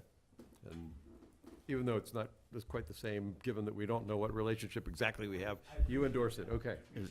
And you have the wisdom of Solomon behind it as well. And not only that, you know, Solomon, what was the solution in the Bible? He cut the baby in half. Yeah? Well, he's a twin. He's a twin, I know. And his So twin this is whole a- thing was a setup as a marketing pitch for you. You got to come from here, you got to. And his identical twin is also an attorney. So- And he cut our contract in half the time. He did. He did a nice job on the Comcast renewal for the town. Just kidding. Thank you. I have signed the license, and if the board takes a vote, then you could sign that, and we'd have a renewal for 5 years. And that new process begins in about 2, so we'll be seeing Verizon again, quite likely. Any further So discussion? I'll move that we grant the renewal and sign the license and express the hope that the numbers remain similar. Okay, a second, is this the point that I put about the comments on the PEG channels? That's Oh, fine. I or think is that- that's what. It was That's made by already the, in there. yes, the motion already got included that. that, yes. Okay, so the motion includes the sentiment, at least, that we have, that to the extent It did, Verizon can yeah. accommodate both keeping the current standard channels and ideally mirroring those high-def channels to match the same numbers. If it's feasible, that would be an interest that we have. Yep. Great. Okay, second, all those in favor? Yes. Aye. Motion passes. Thank you very much. Thank you. And what we'll, I guess they'll take one and we keep one because they're fully signed. So, great. Thank you very much. It's a Okay, thanks. pleasure to work with the town, and thanks again. And also, I'd like to publicly acknowledge the professionalism of Attorney Harrington. It's been a pleasure working with him, although Bill carried most of the load. But There you go. And I was going to add, this. Very fortunate to have a tough but good working relationship, so thank you. Thank you. And he likes brothers. All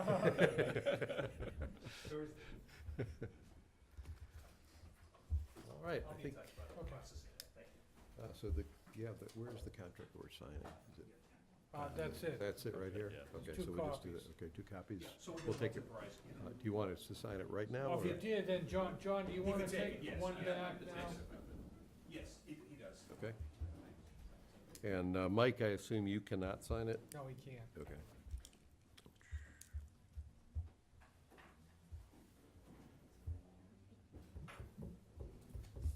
Thank you, everyone. Appreciate that.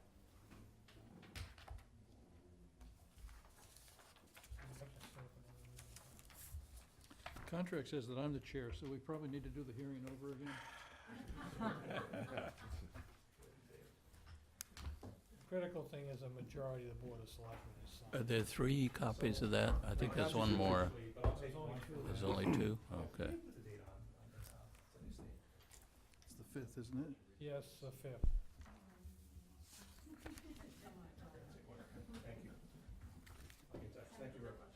Thanks.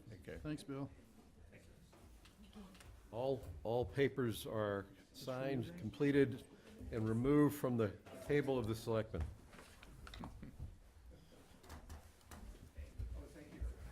We return control of this meeting to All you. right, well, I don't think it's a violation of the recusal to suggest that, if we do get an HD channel, we might want some sort of a trigger warning before the selectmen's meeting. I'm not sure our usual viewers are ready for all of us in HD quite yet. That's why Bill sits in the back row. You don't want to be right up front, so, all right. With apologies, Gene, only 55 minutes late for the Pocket Park Study Committee committee appointment discussion. Should be brief. You have to admit the entertainment value is worth it, though, right? It's way up tonight. Are you going to channel us now? Oh, boy. So I'm wearing my Straw Hat Park Committee hat this evening, and just wanted to talk about the committee a little bit and whether or not we can disband at this point in time, or if there's another model for moving forward with that. So, excuse me, just as a reminder, the committee was formed or appointed in 2013, and it included myself, Minta Hissong, Matt McCormick was the Downtown Study Committee representative, Sarah Raposa, Monique Allen from the Garden Continuum. There was always been a Park and Rec representative. Towards the end, that was Kevin Ryder. We always had a business representative. It started with Tim Larkin. It transitioned to Keith Mayer at Starbucks while he was here. And then DPW always had a seat with Bobby Kennedy. So once the park was opened in July of 2016, we basically went down to a sort of a skeleton crew of just 3 committee members, essentially for the purpose of signing the paperwork in order to have final invoices paid and that sort of thing. So with the installation of the new sign funded by Memo about 2 weeks ago, that's really the last piece of the park to be installed. So at this point, there's still 3 members of the committee, but there's also some money left in our fund from the original town meeting article approval. So the question, obviously, we'd like to see that money continue to be spent on the park, on the upkeep, the maintenance, and with the fountain in particular. But I don't know if that, how that could happen if the committee's not in place. Doesn't have to be. Okay, so can we talk about what that model would look like and just how to make that transition happen? Well, Because there's really no presumably- other purpose for the committee to Presumably remain. the town accountant is carrying a line item. Yep, Well, if there's money left over from the original article, the selectmen also voted, I believe, $5,500 for the maintenance of the park from the downtown, from the meals tax, local meals tax money. that was in the first year. And for I it to think be most of that money is still there. I don't think it's been expended. Do you know, Evelyn, are you familiar? It Well, I mean, Gene, has the Parks and Rec Department taken over kind of general maintenance of the park at this point? So Park and Rec's original mandate with the park is what it remains today, which is just mowing the lawn and removing the trash. Okay. And they were very clear they weren't gonna take on additional responsibilities with the park. We actually reduced the amount of lawn that they were mowing. And we continue to have volunteer cleanup days, if you will, twice a year. We've continued to do that. The committee doesn't need to be in place for that. I'm just wondering in terms of what the actual work is that would be done with the money to be spent. It just seems like it sounds like we don't really need the committee to continue. You just want to make sure somebody is responsible if the fountain breaks. We know who the person is who's supposed to go fix the fountain with the money that's there. Right. That's really the question, right? Is who's Right. going to be responsible for that? Right, and so seems that like would we be have an somebody who's ongoing appointed by the expense. town It's who could do about that. $1,200 a year for the opening, the closing, and the monthly maintenance. We had an initial conversation with DPW about that. Rather than them learning how to do that, they would prefer to just continue to contract with the vendor who's installed it and is now maintaining it, so. Mhm. And what about the rest of the garden? I mean, it's perennials, but they don't magically, they require some maintenance. And that's what's been handled by volunteers at this So point. is that the model going forward, the garden club or some other group of? It's not the volunteers? garden club, it's been the Garden Continuum, a private Right. company in town with volunteers that we've gotten from the UCC Church or the Scouts and so forth. Who's we may not need a committee, but who is the ongoing, continuing steward of the park? You're looking at her. I was hoping to hear, well, I'm not trying to box you into that, because I anticipate you have a far bigger job coming down the Coming, pike, to be yeah. honest with you. But, you know, what I'm getting at is whether it's DPW, whether it's Parks and Rec, or maybe Garden Continuum, do any of them actually acknowledge, you know, it's our job to get the volunteers organized twice a year. It's actually us that are the overall steward. We don't, you know, forget the funding side of it first. I'm asking the responsibility question. Right. Neither Parks nor DPW has, made that statement about being a steward of the park. Right. The Garden Continuum has their eye on it, and they're the ones that have asked, when they're ready or think that the park needs the maintenance, then I organize the volunteers and coordinate with them. And is that a good, does that piece, forget the I don't know gender, that we does can that count on operating that. model work? Yes, it's worked very well. They certainly have a vested interest in the ongoing attractiveness of the park, but I don't know that we can count on a private business to right. continue to volunteer Right. their services. I mean, it seems like a town department ought to be responsible for it. I mean, we have other It is parks in public town. property. It's public property. I mean, I think, and it's small, and so. 5,200 Yeah, square feet. so presumably this is not gonna break anyone's back if this is added to their portfolio. I mean, as to the other parks in town, Mike, as I understand it, mostly it's done by the Parks and Recreation Department. Right. Baxter Park in front of the town hall and. And now the fountain, the highway, or the water department turns on the hydrant. Correct. And then the company that you mentioned comes in and they clean out the fountain. It gets debris in it over the months of operation, and they flush it out so the pipes don't freeze over the winter, and they do that routine, which I think makes sense. Who maintains, the only thing comparable I can think of is his plantings across the street in the library. Who maintains those, do you know? I don't know. Because, I mean, this, what? They'd only maintain the planters themselves. You're talking about like the hostas I and think so Garden forth. Club does a lot over there. I know they maintain that. Well, I don't know that there's a comparable, whoever maintains the other things, I don't know if there's anything comparable, but what I think you need to suggest, as I put my gardener hat on, is that perennial gardens take a fair amount of continuing effort to maintain them so that they look the way you want them to look. So one of the things that we learned when there was a proposal to put a rain garden at the library was that there were some people, gardeners, who were of the opinion that there was, in fact, not much maintenance of the gardens around the library that was taking place, that the perennials were in fact overgrowing. So I don't know that shady, I mean, Park and Rec uses shady tree, I think, to maintain the Well, property. for one thing, a Park and certain Rec amount of them Well, will they cut that die down. out either because of weather conditions or overwinter, whatever. You've got, periodically, a number of them have to be lifted and divided, new plants put in and all that sort of thing. So it's something to consider if you want it to look at a certain way going forward, that So I'm going to suggest we have a two-level issue here, and one of them is broad, and it's our issue, and it may, we may not be able to figure out the answer, the big picture answer to answer Gene's question, but there's two issues going on here. One is, we do not have clear responsibilities for who is responsible for park-like assets and the outdoor surroundings of town buildings. And as far as I can tell, what we have is just an artifact of years of different conversations at different times about different patches of land and who's gonna cover it on whose budget. There's no coherent, at least I can't perceive a coherence For example, is around the, those issues. is the bubbler turned on in front of the town hall yet this summer? Is that functioning? There's a leak they're trying to fix. Yeah, usually it doesn't work. It just never gets turned on. My recollection is that the maintenance of the grounds, town hall and the library and whatnot, police station, used to be done by Public Works with John Horgan. Gradually, the Park and Rec took it over, and John Horgan's position was eliminated. So it went to Park and Rec for those spaces, and they were given an additional person to work with. And that was how that came about. It was sort of a mutual agreement that now Highway does roadside maintenance.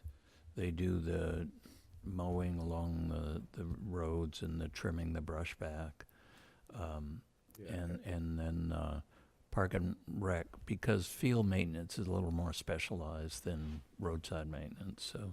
Well, that all makes And the- sense. What I'm getting at yes. is, having asked this question in different circumstances at different times over the past several years and getting different answers that are more around, that's not in our budget.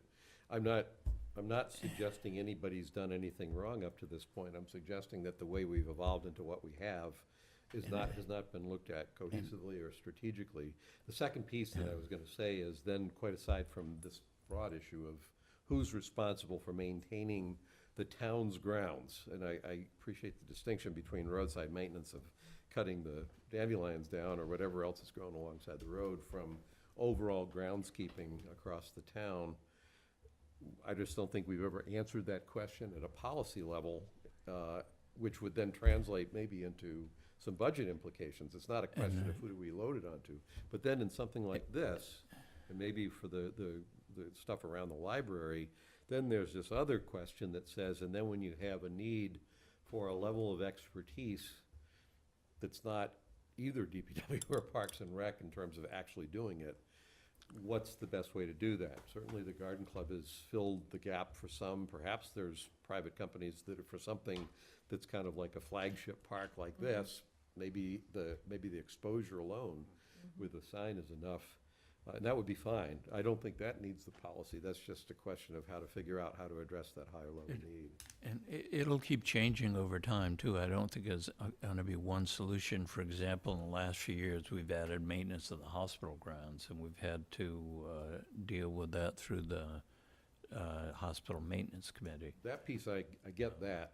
Um, But for the issue that came up this afternoon is who shovels the center's sidewalks? That seems to me that should be not, I don't think it's necessarily the seniors at the center or, and I don't think we have an answer. Right now, it's an empty gap. Well, and Roberta was cutting her own grass. Well, that's my point. I would suggest as far as the straw park, the model being in Franklin, we have a downtown park right in the center of town, and one of the local nurseries, landscape places, maintains it, and there's a sign that acknowledges that. And I would simply suggest you determine who's might be interested in doing that and formalize the arrangement with them, because again, there's specialized skills in terms of pruning and. Yeah, and the Garden fertilizing, Continuum all kinds of created stuff. it, and they're clearly, and Monique is still interested, so that as long as she's Right, and interested. there's Not a a problem. significant investment of money in that. Those plants represent a lot of money. But not a problem. Who was the you were referring to? What? When you said, well, I would just suggest that you The town. explore. The town. Town, that's still too anonymous for me. Who in the town? Board of Select, well, the absence of anybody else is, I assume it's under your control as a Board of Select. It is under our control, but I don't think it should be us doing the direct. I look. think My- probably, and again, this is an evolving situation, we hired a facilities manager, and I think eventually that will fall under his purview. Okay, I'm okay with going in that direction if that's how we want to do it. That would be fine. My point, I'm not trying to push for an answer right now. I'm trying to point out a problem. And it's a broader problem about how we're operating as a town. I agree that this starts with us. I'm not trying to say either I have the answer or that we need it tonight. I'm just saying that this question that Gene's putting on is a specific question, but actually it's just one instance of a broader issue I think we ought to think about. That's all. I will say, in terms of the park, the DPW has been very generous with, like, providing mulch and some of the other materials for the park. And again, then the Park and Rec has been doing the maintenance in terms of the lawn and the trash. So there's been a combination of efforts there. But I would agree with you, there needs to be somebody who's accountable. Right now, you, for lack of anybody else, are the owner. And when your committee disbands, and I'm sure you'll retain an interest, and one answer could be by some measure, we appoint you as the owner of the Straw Hat Park. But to the point that it ought to be the town maintaining, and this is an asset that the town did invest some money in, and a whole lot of other people invested a whole lot of time and effort in, that is, I think, perceived broadly as a very valuable asset in the town. It'd be a shame just because we actually haven't transferred the responsibility to somebody who understands it's my job to keep this thing looking as good as it ever. It's not my job to pay for it, it's not my job to do it. It's just my job to take ownership and stewardship of this going forward. And we gotta figure that piece out. Can I offer a suggestion? Sure. I mean, it seems like part of this is, and a lot of these things that get done in town, we have people who, in different departments, have particular skills that can do it. And so things get moved around in part because we have somebody in a particular department who's able to do it. I mean, maybe we could ask Mike and Christine to talk to the relevant department heads and come back with a proposal on some of this stuff. Because I've been party to some of the same discussions. Gus has been a party to about this very issue. Someone should be in charge of the park who is employed by the town of Medfield and whose responsibility is to make sure it gets opened. Maybe the work's got to be shipped out, but to your point, okay, if there's a problem with the fountain, it's that person's job to make sure the fountain is fixed. I am sure if the park doesn't look up to snuff, we will hear from Jean about it. And so whether she has an actual appointed position or not. But so, Mike and Kristen, does that make sense to sit down with the other departments heads, sort of figure out Yeah, it does. And even if you It come up says with it- three it- different proposals, we and can it's- decide what we're gonna do, but just, It's there's not gonna technical be- stuff here that we can't resolve. It's not gonna be a stagnant situation, it's gonna change over time. Because, what's that? Somebody Because- calling in, not happy with how the Board of Selectmen meeting is going. And you've already voted the license?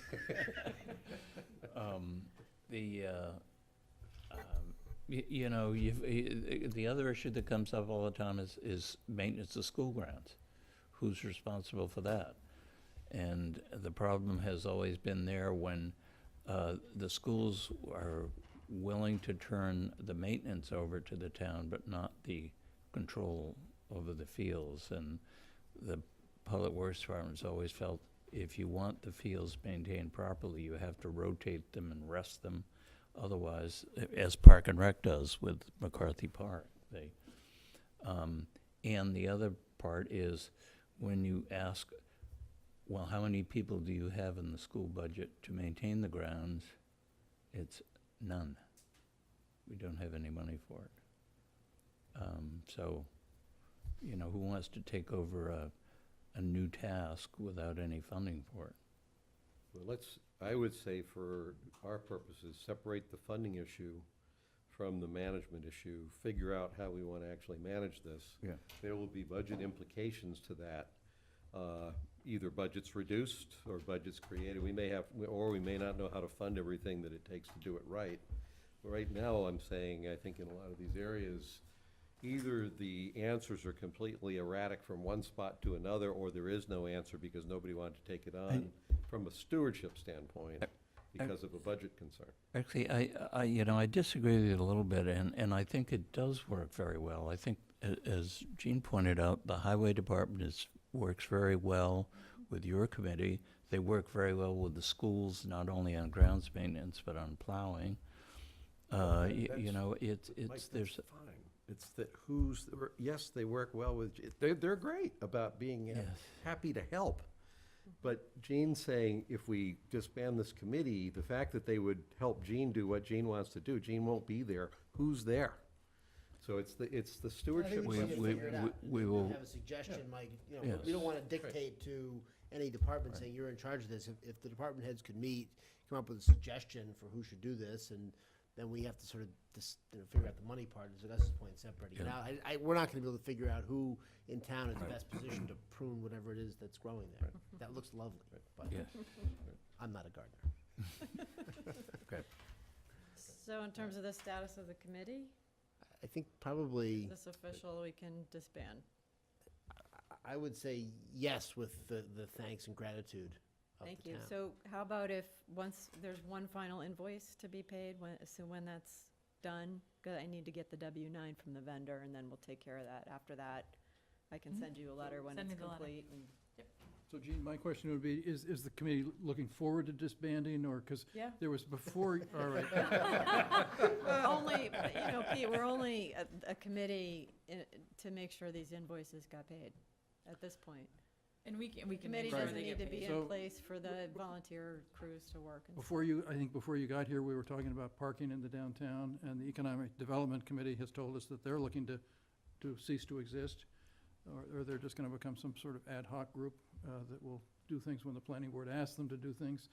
And so that my issue is that the Economic Development Committee, the Straw Hat Park, and the Downtown Study Committee were all sort of looking at the downtown at different times. Downtown Study Committee doesn't meet anymore, and I just wondered if the Straw Hat Park Committee, which was so successful in terms of creating something in the downtown, might have some interest in continuing on, because I think that there's a need, but, okay. They had a very specific charter, Pete. There may be members who'd be interested if there was another iteration of something focused on downtown, but I think you'd have to define that before you'd get, Okay. you know, some participation. But obviously, there were people very committed to the downtown, so Okay. I don't want to speak for them, but can I just shift my hat to the Cultural Alliance for a quick minute? With the article that was approved at the town meeting for that 25,000, Pete, I think you were listed as the contact because you were chair of the Board of Selectmen at the time, so I get you've all been kinds of getting emails now from the state on notifications. cultural things. So we've had a conversation with Sarah, who was the one who managed that process the first time we got that grant in 2016. She's agreed to do it again. If you'd like to shift that to Sarah, Yes, please. she's happy to take that on. Yeah. So I think Mike Sullivan, did that need to be an official anything? That Yeah, I we think have you raised the question about Could you how to spend- transfer that. Yes, yeah. How to transfer that sort of responsibility from the board to a department head. Yeah, there's a whole procedure when you get the contract that has to be signed, and they have to approve it. The state has to sign it before they will release the funds, before you can expend the funds from that part. As you pointed out, we have the 25,000 that the town appropriated that Right. is available, so. Right. And I noticed that you handled it, you're gonna submit the invoice after July 1st. Right. so Right, and the works vendors out have fine. agreed to that, but the timing as such with the August 15th deadline and tax credits, that they need to get started on that work Yeah. now, and they'll delay, Yeah. the payment. As long as they're willing, and usually it takes a month or so to submit an invoice anyway, so. Okay, yeah, shouldn't be a problem. fine. All right, so I'll Good. work with Sarah, and we'll notify the state that she should be the contact, and hopefully you won't Okay. be inundated anymore, Pete. I think I'm on their email list. They're very interesting emails, much better than the usual ones I get. Thank Dean, you. thank you very much. Thanks. All right, moving on to our action items, we can take it a little bit out of order. Chris, I assume you're here about Douglas Olson Music Day. Do you want to say anything, or we have a proclamation to vote on and sign, but if you'd like to comment on it. So as you may have heard, I'm Chris McHugh-Potts from representing the Medfield Music Association for the schools. Doug Olson, who has been our music director for almost 25 years, is leaving to go to WPI next in the fall. And coincidentally, the Medfield High School Jazz Band is kicking off the Memo summer concert series on June 14th. So it just seemed a natural fit to do something that's really his last concert, is to do a farewell for Doug as in conjunction with that. So I've been in touch with Russ Halsey and just kind of working around different things that we're going to do that night. And I had approached the selectmen about designating that night. The students are affectionately call Doug Olson Dio, and it just so happens that Do Music is sort of a nice fit for that day. That concert is also going to be sponsored by the Lowell Mason House that night. So it's just a really nice musical fit to celebrate music that night. And so Mike Sullivan put his wonderful words to work on the whereas expert, to do a proclamation designating June 14th, 2018 as Doug Olson Day in Medfield, as just a nice thank you for him for that night. The concert itself is 6 to 8 p.m. I hope everybody will just come and show up. One of the things that we're going to be doing is we've been reaching out to all of the alumni who had Doug in the school system, and we have a pretty big contingent that's going to come back. We may not end right at 8 o'clock. Some of the alumni are going to sit in and play with him. It's going to be a really nice night. We'll have some surprise things that I don't want to divulge right now, but it It's should be a also fun night. Flag Day, by the way. Oh, okay, good, yeah. All right, thank you. So Any that's it. discussion, or do we have a motion with respect to Douglas Olson Music Day? I move that we designate June 14th as Douglas Olson Music Day. Thank you, everyone. All in favor? Aye. Great. And then while we're on the subject of days, we also have a proclamation for Eldred White Day, recognizing Mr. White's service on the Medfield Housing Authority. So if there's no discussion, if we get a motion with respect to Eldred White Day. And which day is it? June 12th. June 12th. I move that we designate June 12th as Eldred White Day in recognition of the service that he's provided to the town. Second. All in favor? Aye. Yep. All right. And John, are you here to talk about the landscaping contract? All right, so let's take that up next, the request to vote to award the Medfield State Hospital landscaping bid to Shady Tree Landscaping for 2 years.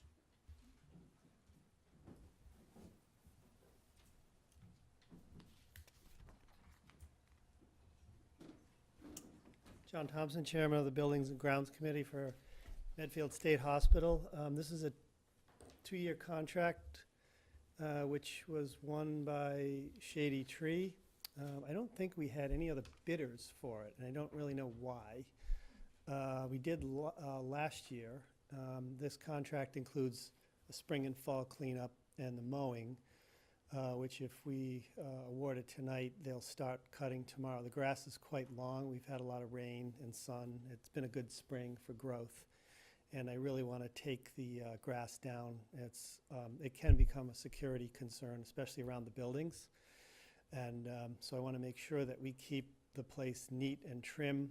I don't know if you saw it in the paper, but there was a fire at Westboro State Hospital last week, and that's my biggest concern there, is we keep the grounds accessible and safe by keeping the trees trimmed and the grass cut. So with this, we'll get this started tomorrow. It takes about 5 to 7 days just to cut the property. So it's not a quick mow at all, and because of the length, it's going to take a little time. But I'll be out there tomorrow morning with them if you're willing, and we'll get it started. I'm going to do a tour of the property on Sunday, June 10th at 10 o'clock to revisit the past use of the property and history of mental health there in the 20th century. And then the car show comes up at the end of the month. I think the last Sunday in June we have the car show. And we've also had some use from Defense Department contractors, and that's been good. We've had them use it quite a few times this spring, and they've had a good experience out there with their work, and the town gets paid for that. So we continue to get some revenue from that, and that will be ongoing throughout the summer. No movies, so we invite people to come up and enjoy the property. The movie that was filmed there last summer is scheduled to come out a year from August. Even though the trailer is on YouTube right now, they're adding some more scary scenes into the movie. So, yeah, it's 50% reshot, as Bill says. So we'll see. They didn't ask us to come back, but I know they did a lot of extra filming while they were here and in other places in California too. I heard a comment yesterday that the movie company looked at the basement of Dale Street School and it was too scary for them, which is what they went. That's very true. That's true. True. That's Okay. true. If you don't have any questions, I'll Any say. questions or? No. Do we have a Thank motion? I move that we approve the 2-year contract for Shady Tree to provide landscaping services up at the State Hospital in the amount of $93,500. Second. All in favor? Aye. Yep. All right. Is anyone else here for anything in particular or specific on the agenda? Or can we just go seriatim? No? All right. DPW Director Maurice Goulet requests us to vote to sign 2 Chapter 90 project requests. Paving Main Street from Causeway Street to the Millerstown line and paving North Street from Pine Street to the Dovertown line. I move that we approve both Chapter 90 project requests, one to pave Main Street from Causeway Street to the Millerstown line in the amount of $113,000, and the second for paving North Street from Pine Street to the Dovertown line in the amount of $330,000. Second. Any discussion? Aye. Nope. All in favor? Yep. Aye. All right. Mr. Goulet also requests us to vote to sign a contract with Vanass Hangen Bruslin, VHB of Weatherfield, Connecticut, for professional engineering and material testing services for 1 year in the amount of $25,000. Any questions? Hangen? I know it says Hangman, it's No, it says Hangen. I must have misspoken. Hangen. There's no M in there. Hangan. Hangen. Hangen. Yeah. Yeah, Hangen. Exactly.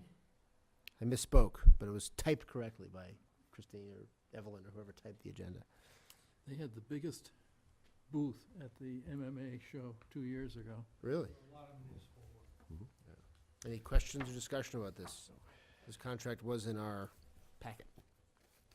Yes. Anything else?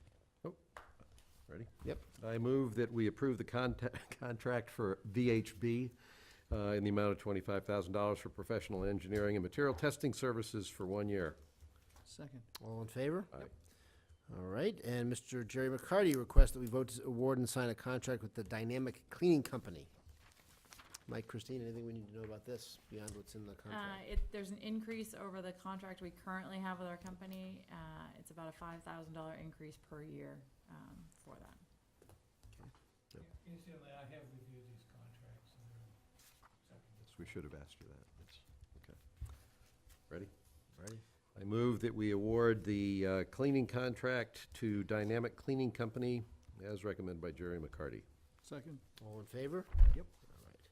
All right. Then under discussion, the police chief has requested a revision to the police officer appointment made on May 22nd, I have 2018. that. The candidate you improved on the 22nd has had to withdraw. So the police chief is requesting that we go next on the civil service list, which would be Michael J. Stanley.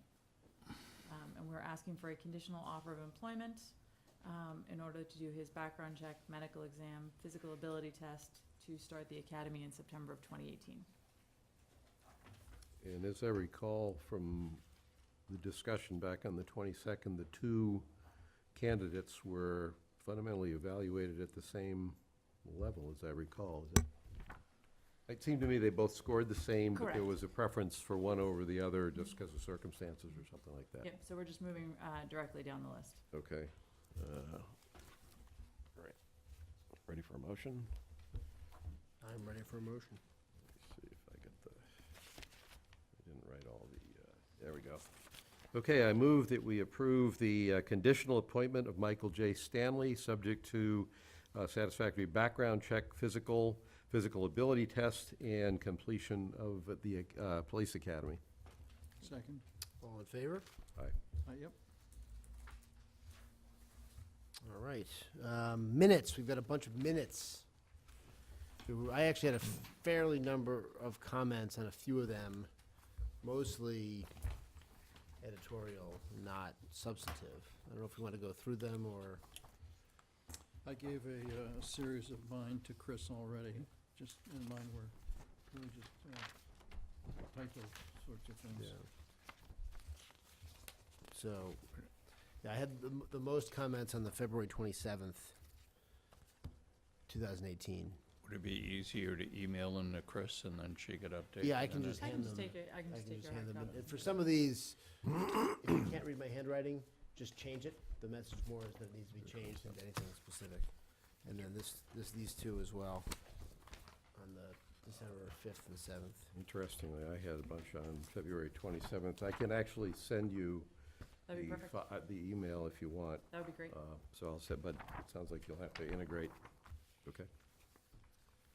I Do didn't, you wanna vote them subject to these changes so that we can well, get there them? might be enough that we You should wanna look at redo them 'em again. again? Yeah. I didn't have really any on the 2nd, 16th of January, or the 10th of April, or the 19th of December. I don't know if anybody else did. So I will recognize my delinquency. I haven't gotten through them all. Okay. I don't have comments on the 2nd of January or the 16th of January, so if you want to vote on those. Okay. But I need another week for, I was up to other mischief and just couldn't get to those. All right. So we have a motion to 138 page information section kind of threw me off for a little bit, but.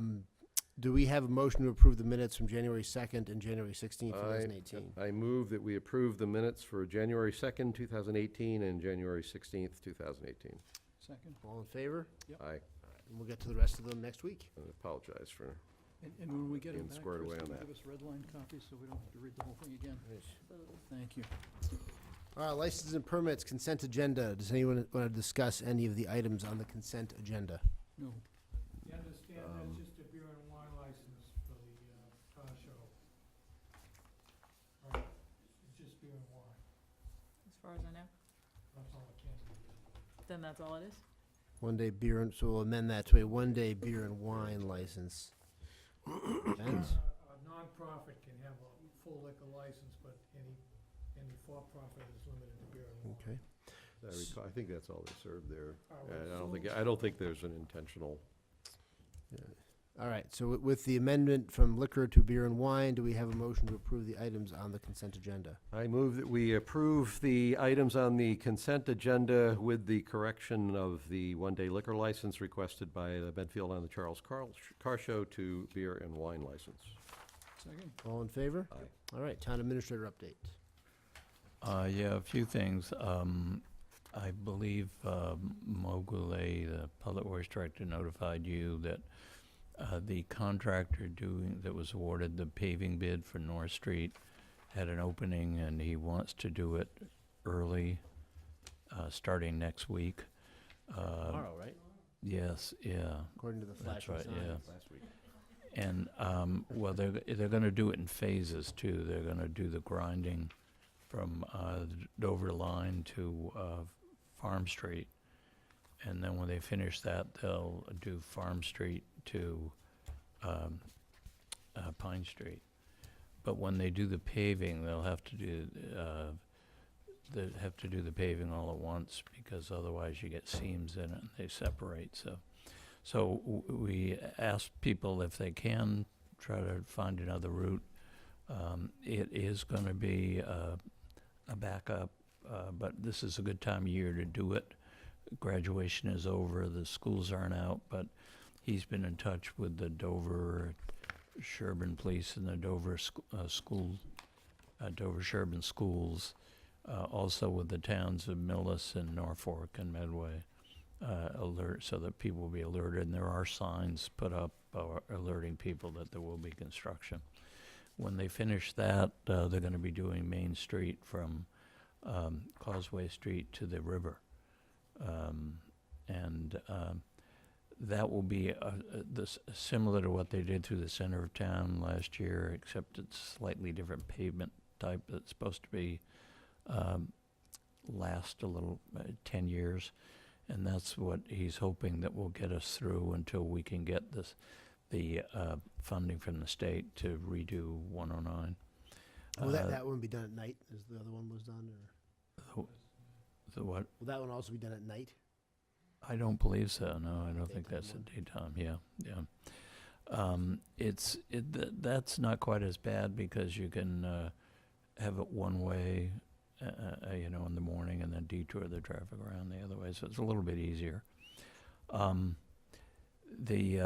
then they will be doing some patching on the other end from Brook Street or Robertsboro Road up to at least to Hartford Street. If the funds permit it, they will go all the way to the Dover line.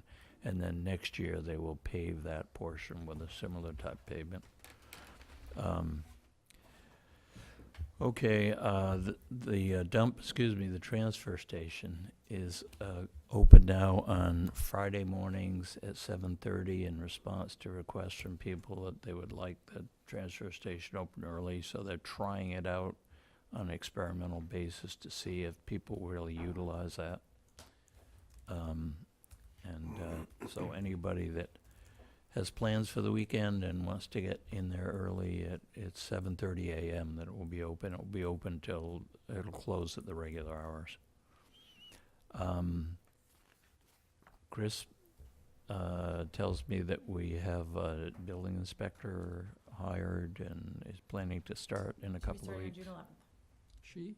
Yes. He. So that's been a sore point with the builders and contractors and real estate people, but as I tell them, you created the problem. You hired away all the good people because they could make more working for you now. But in a couple of years, when there's a housing market collapse, we'll have plenty of people around. So, but I've seen it happen about 3 times before. So, but I know how hard you worked on that one, and we do appreciate John Naff's willingness to help out in the interim. He's been coming over and working, doing inspections, and it's been very much appreciate that. We're very glad it's cold this week because we're doing the 20-year annual HVAC chiller rehab, and they have to drain the chiller and fill it up and drain it and fill it up, and it's going to take several days, so they started today.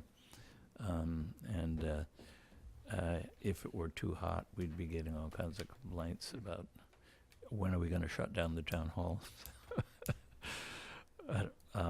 But anyhow, that is being done. And by the way, that incidentally, it is 20 years. In the beginning, last week of July, first week of August, we moved back into the town hall 20 years ago.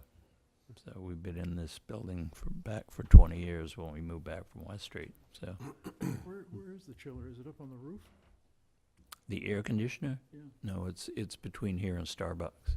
It's right at the top of the That's the air stairs. conditioner. I always thought Yeah. that was the Yeah. emergency generator or something. Okay. That's down below. That's the bottom of the stairs. Up the top of the stairs is the chiller. So, okay. And I guess, yeah, that's about it. That's enough for. All right, Selectmen report. Pete? I had office hours last Friday, and I had somebody come and talk about manhole covers on Route 27 being the wrong height. So I sent that information off to Mo Goulet, and I had a couple people talk to me about senior housing and the different things that your committee is doing, basically. So that's it.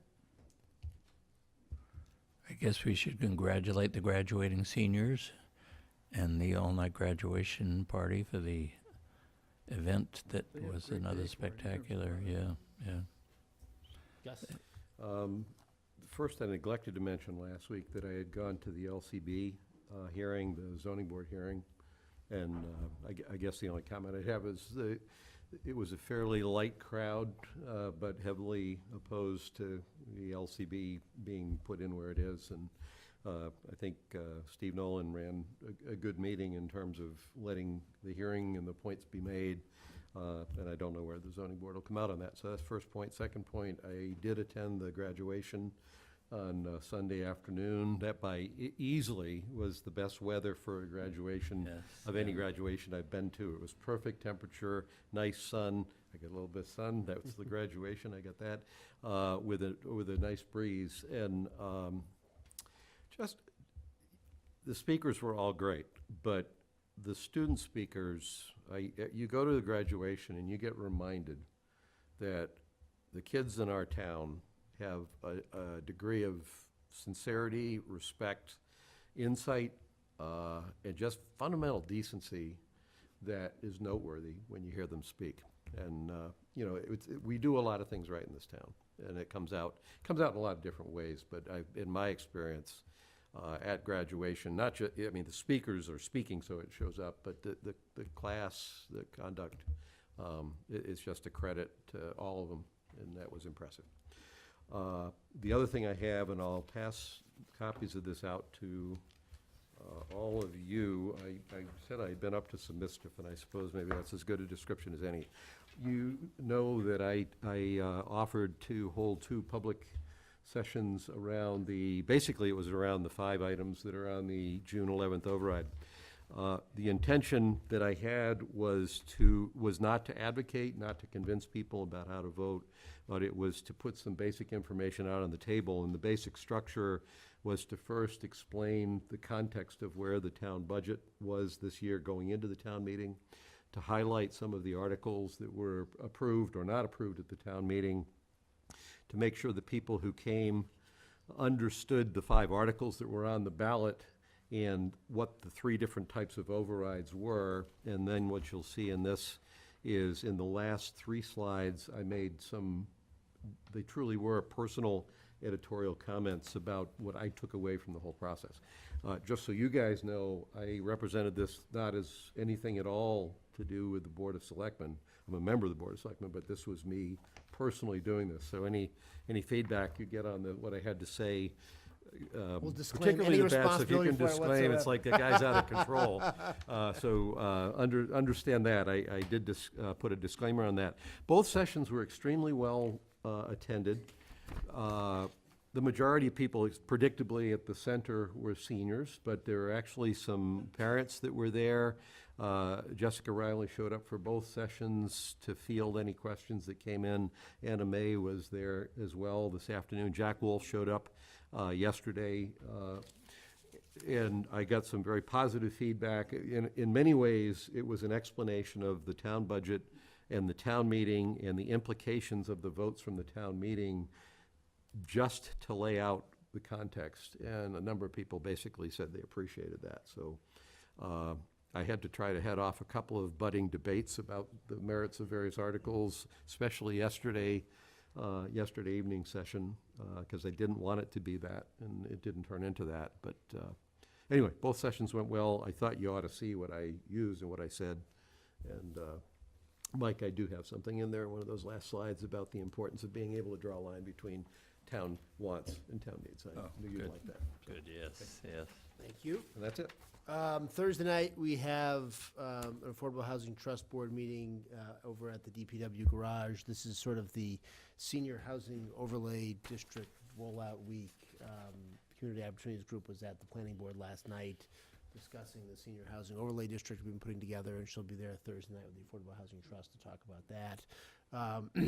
We're also going to talk about the bids that Sarah Raposa has gotten for the site survey up at the hospital and see what came back and where that stands on Thursday night. So, and I'm hopeful, depending on what else is coming down the pike, that the trust board will take the rest of the summer off after June and resume in September. We don't have any immediate pending LIP projects. There's the one that's under discussion over on Adams Street. But I think there's going to be a neighborhood meeting before then, and so we'll probably end up having a meeting at some point over the summer, but we probably won't meet in July at this Bet point. you wish you'd been on the ALS study committee meeting that's completed its work. How much do you want to bet?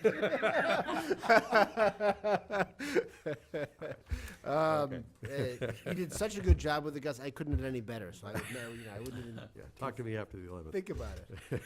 Mike, it sounds like COG has submitted the suggested wording for the zoning then? For the over, I was at the meeting last night, and she did indicate that it's still a work in progress, so this is not the final. I gave her some input in some areas for clarification purposes. So when it does get finalized, can it just get circulated around? Yeah, I'm sure. There's already copies available as its current draft, I believe, with the planning board. Okay, well, can someone send me a copy? did the planning board have comments on it, and they're going to revise it in response to the comments, or? There was very little feedback from the planning board, but the premise is basically it's setting forth a framework. It's relatively simple. In individual cases, it'll be by special. It's a floating overlay. So any lots, various types of uses for different types of uses have minimum lot sizes. So if there's a lot that either exists or can be compiled and it meets the other criteria, you'd be eligible for consideration. It then would require a planning board special permit. So all criteria would have to be satisfied in that regard. Is it similar to the bylaw in Millis? I don't know what Melissa's is. It's similar to that type of a bylaw. I mean, it's not something totally newly created. It's a fairly common type of bylaw. What area is covered of the town? Is it the whole town, or? No. It's most of the non-residential areas. So, all right. Anything else? No. With a motion to adjourn? I move that we adjourn. Second. All in favor? Aye. All right. Medfield TV. Community show.